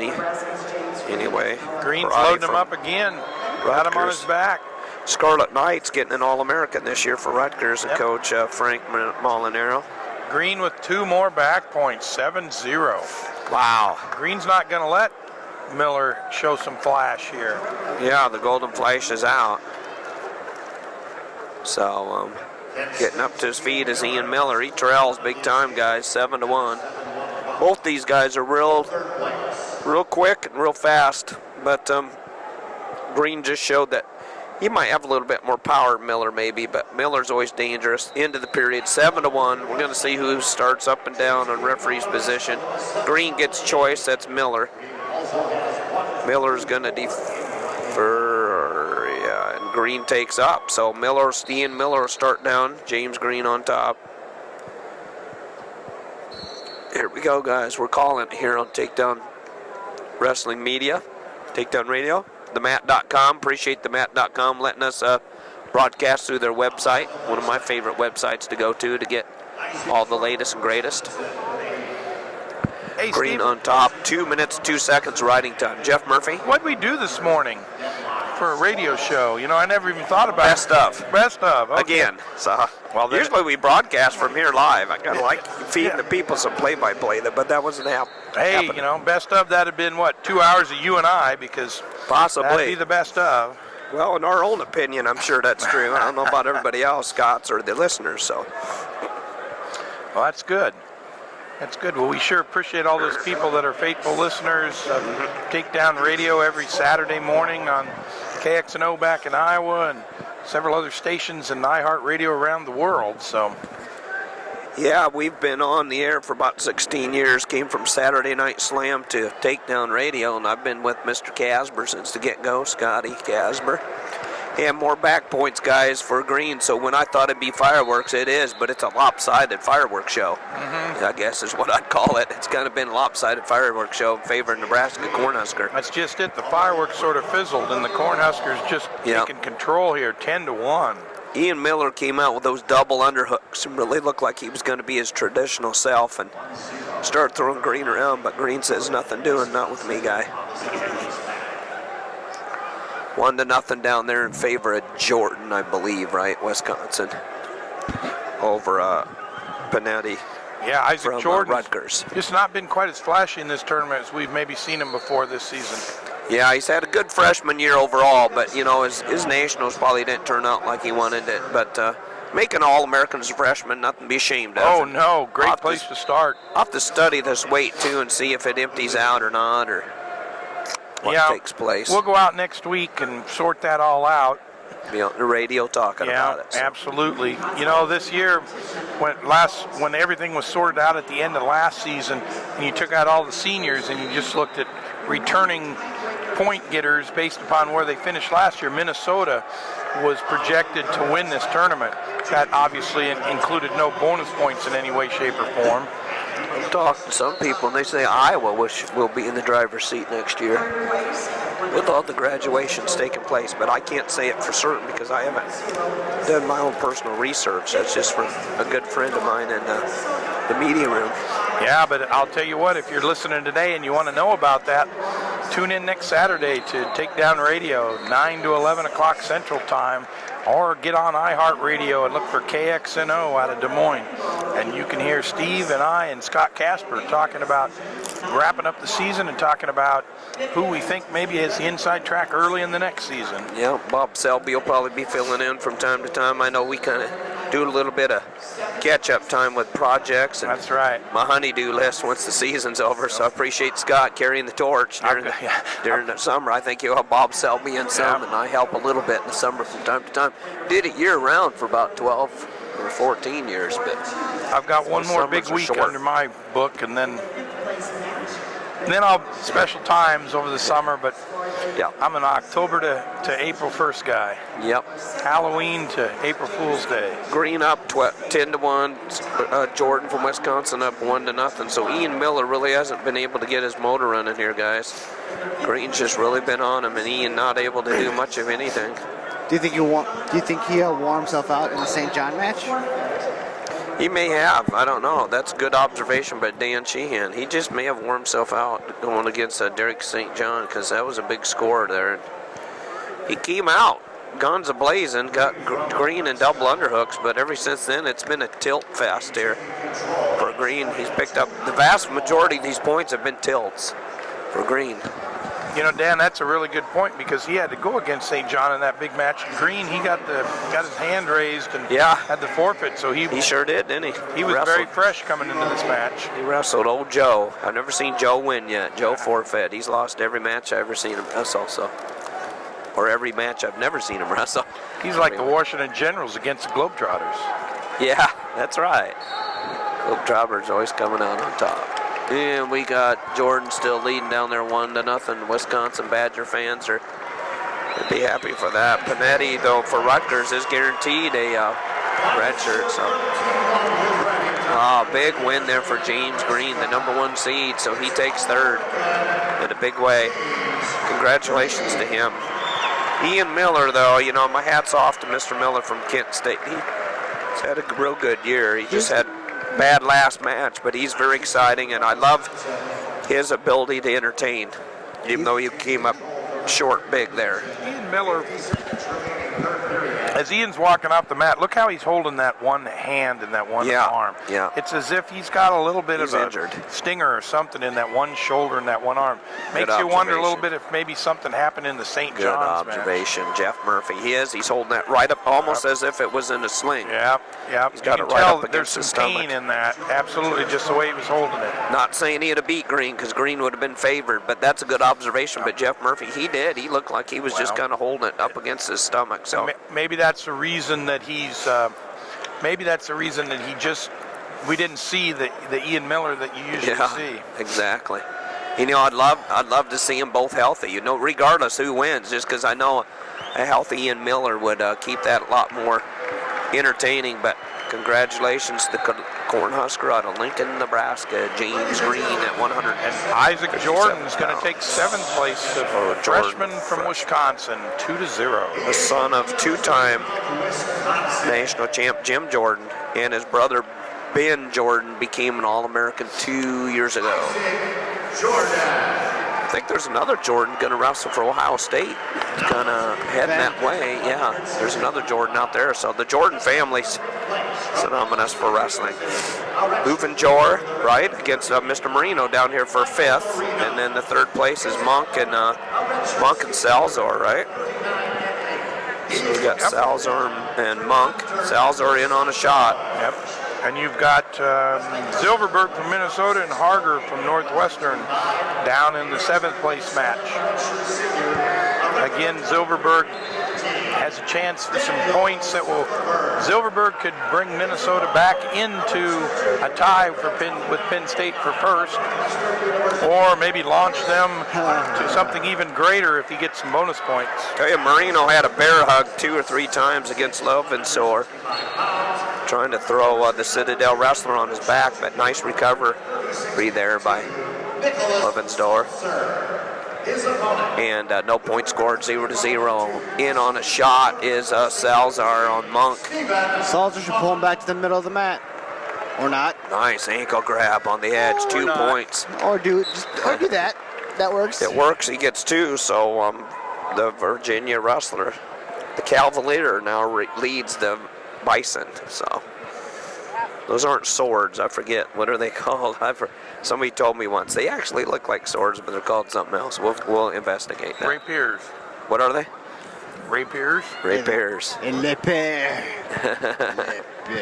So I like their logo, though. Their trademarks, I guess, a sharp trademark. Real sharp trademark, literally. Harger in a nice high crotch against Silverberg, trying to come up and finish.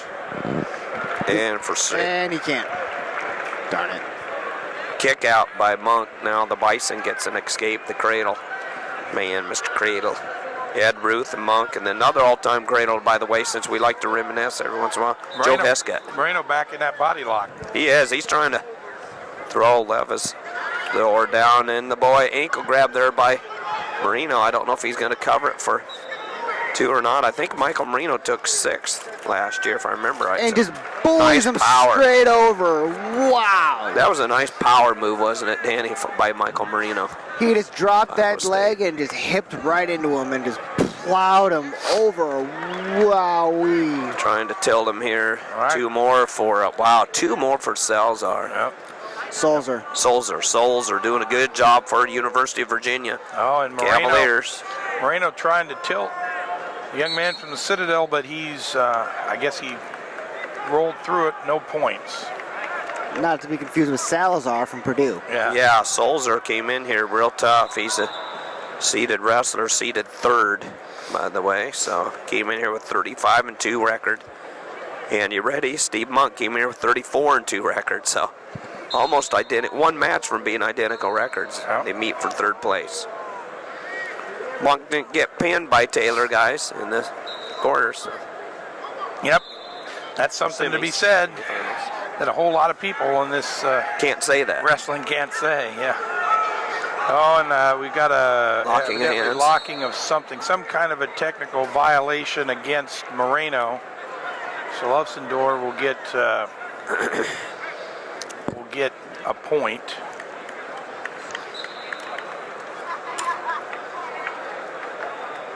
Paulson and Jackson saying in that position you have a right to lock your hands if you're going for a throw or pinning combination. They're kind of we're talking to the refs, so the refs actually are going to go over and review it. So they listen to Travis Paulson, a 3-time All-American, and Jackson, 4-timer finalist, 2-time world champ, Olympic gold medalist.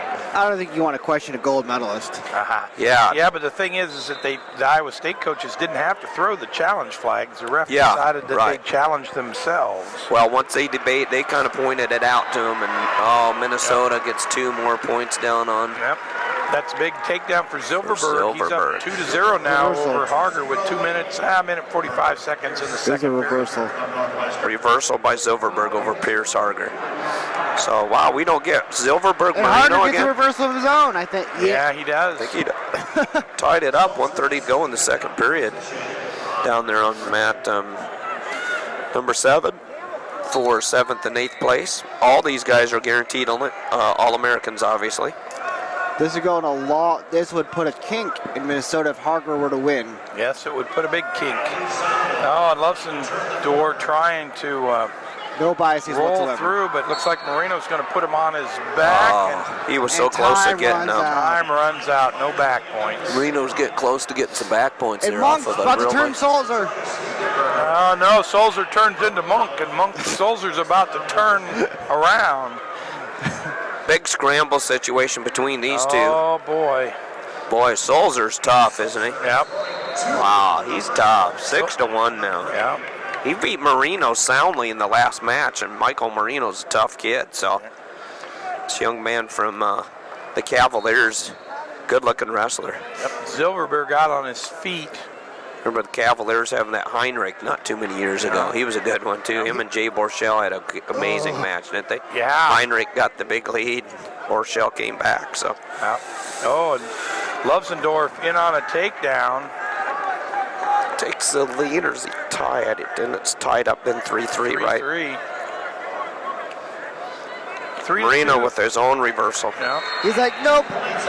Here we go, 5-3 now. The Iowa State Cyclone leads. And Marino's ticking up into that realm. He's got 47 seconds of riding time, so if he can ride just a little longer. Silverberg up 3-2 now over Pierce Harger of Northwestern. Starting in Going into the third and final period. period down there already. So Harger starts in the down position. I'm impressed with Sulzer. Yeah, Sulzer and Taylor, Matt, did they They've did never this met tournament this season. They're not met. this year? Soldier was in the bottom half. Okay, I wonder about the season. No, they would have met if Sulzer would have beaten Caldwell in the scuffle. Oh, yes. So Caldwell's been Solzer's nemesis this year. Yeah, he kind of has, hasn't he? But Monk, he's still within striking distance, and he's got that pinning ability. Yeah. So if he can get on top, he'll throw the cradle in at least once. I guarantee you he will. All So right, so Silverberg riding tough on Harger down there in the 7th place match. Harger, you got to get out. Marino up by 2, and he's actually got riding time. So Marino trying to take Lascelles door down to his back. They go out of bounds in a big roll situation. Out of bounds. Marino up still now 5-3 with a minute 39 Oh, and seconds. Silverberg riding. with 2 back points takes a 5-2 lead with a minute left in the match, and riding time he will also earn riding time right now. So that hurts Pierce Harger's. Harger's like I say, guaranteed an All-American. I'm sure he'd love to win this match. Minnesota'd like to win it for the team race. They're Absolutely. That'd 1 bring point them- down. Yeah, Yep. tie it up again. Tie it up again. Back and forth. I'd like to know how many times we've retied this, huh? A Probably bunch 6 this morning. 6 a or bunch. 7. I tell you, they've retied this worse than a bad tennis shoe. I had bad tennis shoes when I was a kid. I'd retie them all together. I don't think I tied that many times. Moreno getting back points on Lovsendor.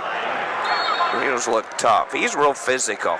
Moreno's got 3 back points the referee has not awarded, and now Steve Monk, just like you say, Gonna cradle you. yep, getting back points. He is gonna cradle you. He's got 3. Monk's going to try to sort him up, tighten him up, Yeah. and pin him. Monk's got those long arms. He's not a bad wrestler for claiming he doesn't wrestle in the summer. He puts his headgear and his shoes in the closet, picks him up first day of the season next year. Yeah, Monk's going to have to let go of him and get his 3 points and reload him up or pin him, one of the two, because he's not going to have enough points if he does it now. He tries to load up a little bit, Boy, if he tighten can that pin thing him. up. Oh, and he gets it. Gets it. Wow. That does not surprise me at all. Wow. We kind of predicted it, didn't we? Yeah, but I'm telling you what, I didn't think he'd ever be able to get that shoulder down. He kept scooting, and sure enough he did. Yeah. And Danny Silverberg from Minnesota with a big 6-2 win over Harger from Northwestern. And the last time that, Silverberg picks up a point for the Minnesota Golden Gophers. Last time a Bison took as high as third has been a little while, I got to say, for North Dakota State. So. Yep, so that's a big finish for Stephen Monk. Great job out of him. And we have one more match, 1 minute and 20 seconds left here in this 5th place match, where Mike Moreno from Iowa State out to an 8-3 lead over Lovsendorf from the Citadel. So the Citadel with their All-American as well right here. Used to do play-by-play for quite a few years with one of their big fans, Ryan Lang. Not the wrestler Ryan Lang. We actually had 2 wrestlers, Ryan Lang in that same era, and then we had our play-by-play guy, Mr. Ryan Lang, who we used to run around with and help me with play-by-play. I'm not sure where Ryan is today, but I'm sure he's happy that the Citadel's got some representation. Steve Monk with a big pin there. Yeah. Steve Monk. Tough kid, the guy with the bumper on his headgear. Yep. Steve Monk, the lone All-American from North Dakota State. I think I know who scored all North Dakota State's points this tournament. Well, North Dakota State's had some other guys. He's just the only All-American, so there probably was some advancement points. Sure, yeah, exactly. Because I think they had 4 Not quite wrestlers. like Franklin and Mary. Not quite like Durso. Durso, he carried the torch. Yeah. And then Duke, maybe Hartman. Duke, I would say. Yeah. Been a few of those scenarios. Absolutely. Really. All right, so the clock ticking down. We've got 10 seconds left in this match. Uffen's door. He needs to take a shot there to go out. 5 seconds to go. Marino with 2 minutes, 10 seconds of riding time. He's got to come up with a 6-point move in order to tie this up, so I imagine that that won't happen, huh? Well, Marino was 6 last year, and he's gone up to 5th this year. So. Yep. So advancing. So a 9-3 win for Mike Marino. 1 more point for Iowa State. Is that right? Yeah, 1 point. 10-3 with so 1 point for Iowa State. So they crawl ever closer to the top 10. Not sure they'll get in there, but they crawl ever closer. All right, so Minnesota and Penn State now both at 99.5 points. Oklahoma State still at 87.5. They haven't had a wrestler out here this morning. Oh, man. Not one person out here this morning. They've got 4 men in the finals and 1 man going for 7th. That'll be Austin Marston at the in the heavyweight matchup. It's crazy. So Minnesota and Penn State duke it out, and the Cowboys are sort of sitting on pins and needles, hoping that that lead doesn't get so big that they can't catch them tonight. Which, quite honestly, at this point, it's looking that way. Nebraska, by the way, did not start. They started 16th today. Ready, guys? They're on the big board. At 10th. They're 10th. They came in here with 32.5 points, 16th place. They're 43.5 points. So very nice. Scored 11 points already today. The Nebraska Cornhuskers have. So Kokish had a big win. Yep. Green just had one with bonus points against Ian Miller. All right, so Brown and Evans out here now. Oh, man. Again. And Brown with the takedown early on. Evans does not look happy. No, Evans doesn't look happy. He had a great match against Barry, guys. A lot of frustration there, you can see.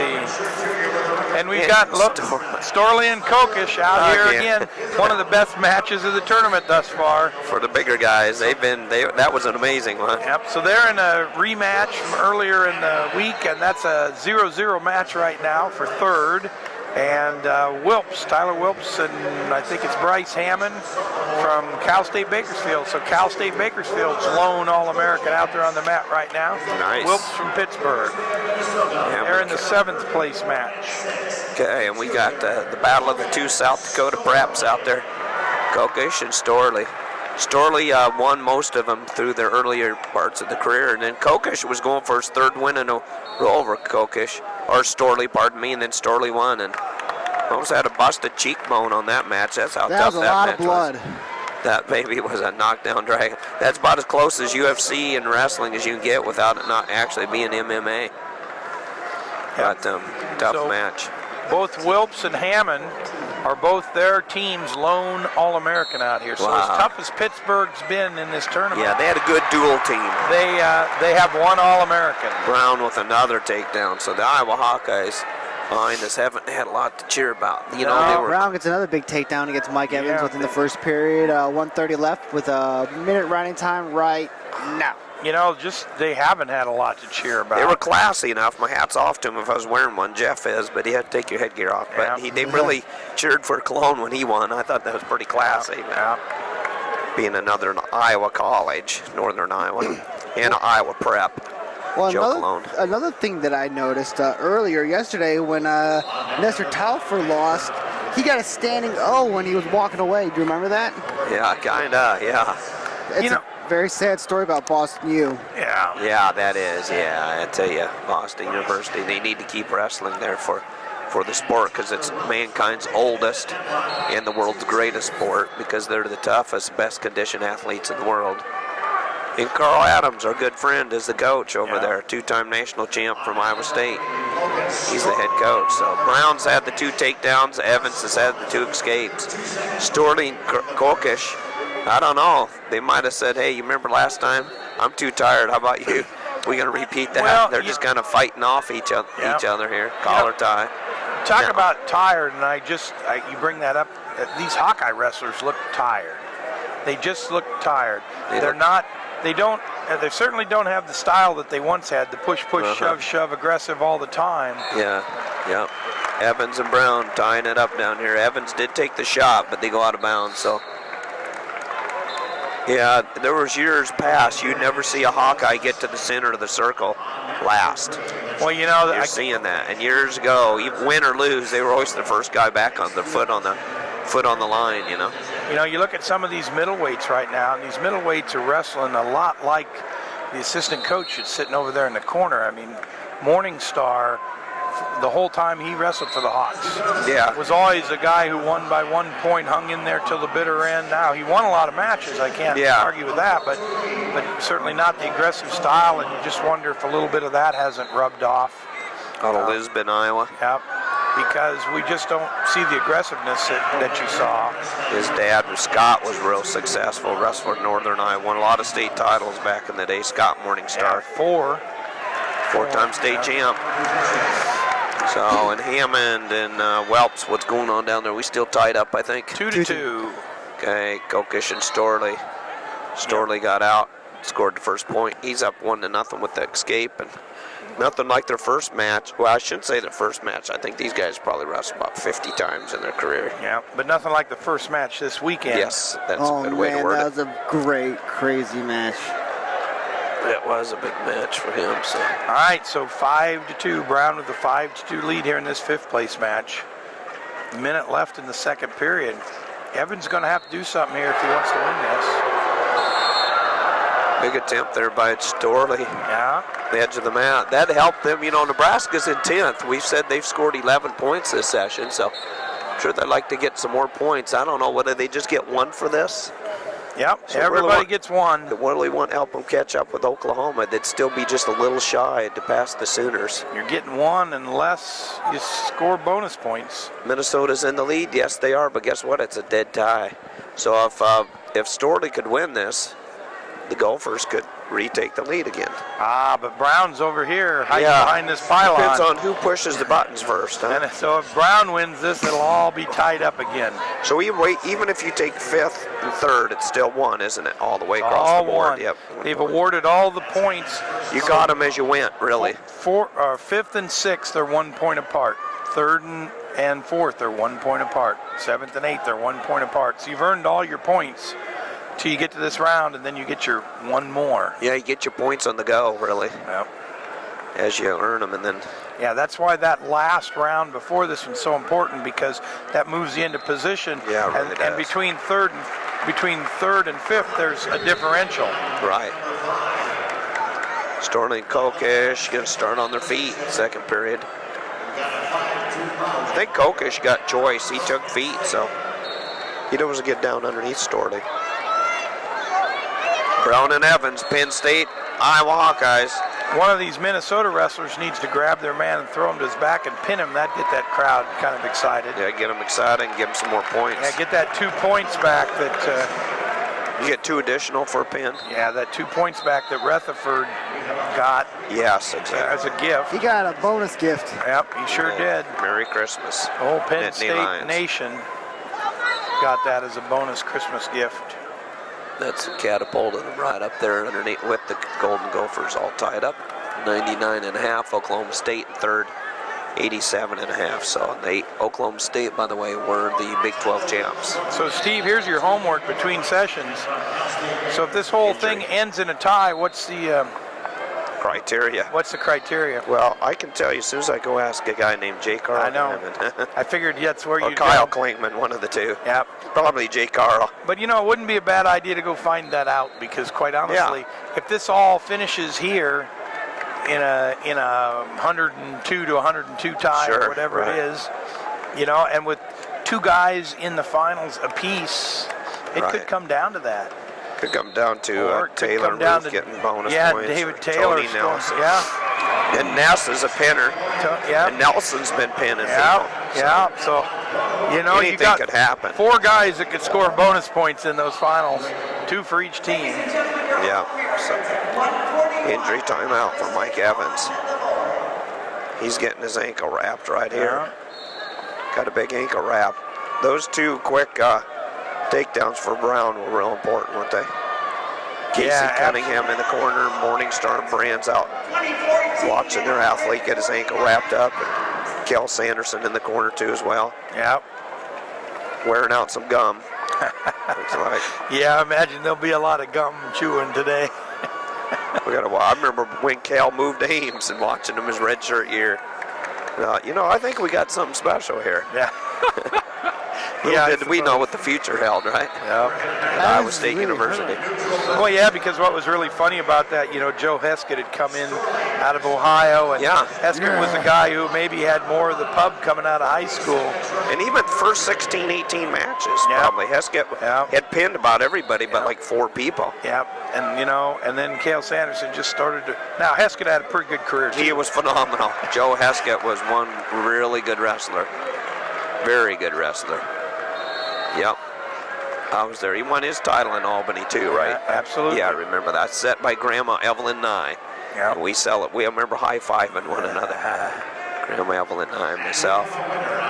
And ready, Storley and Kokish, the fireworks match. You ready, you guys? 1-1. All right, so Wilps from Pittsburgh, Tyler Wilps from Pittsburgh wins the 7th place match. So Pittsburgh gets it. And Cal State Bakersfield gets an All-American, but 8th place. And now Evans either has better grip or less on his shoe. Yeah. I don't know if that's going to affect it or not, but it sure gives it a funky look, doesn't it? Well, he's got her all wrapped up so he can finish his match, and it can hurt tomorrow. Got a lot of time to heal after today. Yeah, that's for sure. Yep, Kokish and Storley, just sudden victory, by the way, right there between Nebraska, who's jumped in the top 10, and then Minnesota, who leads right now, 99.5 tied with Penn State. So, all right. Well, Storley better win this one because looking like Penn State looks like could. Brown's going to win it. Yeah, looks pretty likely over Evans. Yeah, Evans just looks like that foot hurts. He's just trying to hang it out and gut it out. 13 more seconds. He had some injuries occur last year in the Nationals, I remember. I think if Evans' leg was hanging on by a thread, he'd finish this because he doesn't want to give the extra 2 points to Penn State. He's a tough kid, too. He's had a good career for Iowa. He's won a lot of matches for the Hawks over the years. And then right at the end, as time runs out, and they're going off the mat. He gets his ankle grabbed. He gets his ankle grabbed, yeah. That was kind of a parting shot for him. So Brown's victorious. Penn State wins. Minnesota's going to want to too, like you say, Jeff Murphy. Sudden victory now. Because technically they're leading right now. But we don't. Technically, yes. Yeah. technically for the next. Whatever. We're going to do some ride-outs here. So. Next few seconds, anyway. Yeah, so ride-outs here. First going down will be Minnesota Storley. Kokish will start on top. This is the unmovable object against the irresistible force between Nebraska and Minnesota. 30-second ride-outs. Big for the team title. Storley kind of turns into Kokish. Now here's where we left off in the last match. Kokish is hanging on that leg. Storley's got the grip broken. If he can throw a crossface in hard, but Kokish comes back and grabs it. Storley did not get his 1. He went for 2 instead. No, he got the 2 right there. Referee gave him 2 for a reversal. That's huge. That is huge for Minnesota. It's huge for the team race, too, for the Golden Gophers. Yeah, because Nittany Lions. And I'm going to tell you what, as slow as this match has been all through it, They really you get picked this up. next 30 seconds, it'll be just a scramble. Because Kokish, if he wants to win this, is going to have to do more than just escape. He's going to have to reverse him or escape and take him down. He's got a lot of action on his right knee, Kokish does. And his face has been busted open, so Kokish has had a tough time here. So the stage is set. Kokish on the bottom, Storley on the top, 30 seconds on the clock. I think next round we're guaranteed one more gopher. I think Steinhaus will be up next. Yeah, for them, so. we got Steinhaus and Schiller both. Oh my goodness, it looks like Kokish is going to get a reversal. No, Storley sits on him, and it's not going to happen. Kokish is good, isn't he? 14 seconds are in a Boy, man's the two and kids from Storley South comes Dakota. back around. Wow. 9 seconds to go. The two kids from South Dakota coming to Oklahoma to figure it out. Yeah, 4 seconds, 3, 2, 1, third place in and there it is. Storley. Logan Storley. Third place, but more importantly, bumps Minnesota back up into a tie with Penn State. Now they've got, they can't get a half a point on that clock, Steve. What's that? Well, look at Penn State. They actually have 100.5. They don't have 100. They have 100.5. But right now the scoreboard only says 100 point nothing.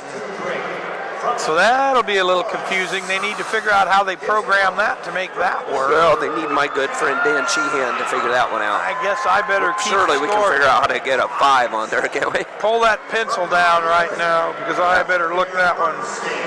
Better write that down. But so Minnesota and Penn State in essence should be tied right now, correct? Yep, Penn So State. Steinhaus wins this. If he could, then they would temporarily give them the lead. Because then you got Schiller and Gatson again. And you got McIntosh going to wrestle at 197 down on the 7th place Penn match. State, yes, wow. So here's these two matches, this one and the next one are huge for Minnesota. Big for Minnesota, yeah. And I'm sure Gatson will get a revenge match from Schiller. Yeah. Because they've been beating up on each other the entire season. Clear back from the Harold Nichols. They had a 1-point match. I remember back in that Oh one. my goodness, big old Steinhaus, duck wow. under by Steinhaus, and he's got Thomas on his back, and they're if he gets counting. bonus, Steinhaus is thinking, man, if I can get that bonus, that would be great. that would be huge for him. See Welps is here. And then let's see, 7. That would be great. 5 points. Getting back, not quite, can't quite get there, almost, not quite, there it is. Getting back points again. More. Gotta That's get huge 3 for him. more. He's up. He's That's got a 8-0. major right now, guys. That's huge. That is very large. And then the third place match, we got Dean and DeChow right now. Dean's had DeChow's had a great tournament here for Old Dominion Wrestling. Gabe Dean of Cornell, and I believe Dean leads 2-0.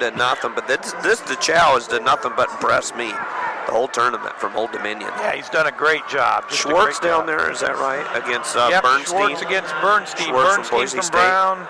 Schwartz from Boise State. We got Brown and a Bronco wrestling down there. They're scoreless. Yep. And Be keeping track of all of them, obviously, but And this one in front of us is a team race situation with Steinhaus. Bernstein is Brown's only All-American. Okay. Boise State, actually, for Boise State, Schwartz is their only All-American. Yes. And Penn, let's see where Penn Thomas is Penn. Yeah, Penn, Thomas is Penn's only All-American. Is that right? Wow. And I'm sure that right I'm now, not so sure. Old Dominion, and from Old Dominion, DeChow is their only All-American. Yeah. So 4 schools with their lone All-American all in the same weight class. yes, it is. We're going to switch seats here so we can get technically sound. Technically sound, are we technically unsound right now? Steinhaus I got a haven't major so far. He's up 8-0. 50 seconds to go in the first period here between Penn wrestler. Thomas, that would be against Steinhaus. Thomas gets Steinhaus with a quick takedown, so That's big for Minnesota guys. Yep, 10-1, that's huge. And he's got 1 minute and 52 seconds of riding time. Don't think Steinhaus doesn't know what he needs to do. Somebody informed him, or he's keeping track, Jeff No, Murphy. Steinhaus is no fool. He knows that he's going to do everything in his power to crank this young man back over. He's got a Turk in trying to turn him. Even though it's not a duel, it's a tournament. Every point in Steinhaus match can make a difference in the team race. So, boy, this could be huge in the team race if Steinhaus could somehow get him over and pin him. Steinhaus is cranking on Thomas from pin Oh, right loading now. him up, more back points right now. Trying to pin him. He Has could get two. This first period, guys. He's working maybe for a tech Oh, ball. got two more because time ran out before the referee got the last swipe in. Dean leads the Chow still 2-1, and I think Schwartz is up for Boise State over Brown down there 2-0 Yep. for the Broncos. And 12-1 in favor of Steinhaus. Wow. Over Thomas and Penn. Steinhaus is on a mission, huh? Finishing strong. Absolutely. Is this senior year? I'm pretty sure, yeah. Yes. I know we've said his name for quite a while. He's a great freshman year, Yep. too. So Yep. I think only 1 year he was an All-American. He's always been in the run. Yeah, always in the hunt. Absolutely. Thomas tough on top, though. He's riding him tough. He's got the legs in, coming across the top of his body. Yeah, but he's got to do a whole lot more than ride him down Yeah. by 11 points, and Steinhaus is out. 13-1. 13-1. So Steinhaus out, big high crotch whizzer there by Tom. Good limp arm there by Steinhaus. No. 15-1 now. 15 to 1. Steinhaus now has to think. I have want to, to pin or if I take got fall. one more point, I got to turn him on my back and on his back, and I got to pin him. Otherwise, I'm gonna give up a half. Here a we point. go. He's doing a tilt. Yeah. And you So pin him maybe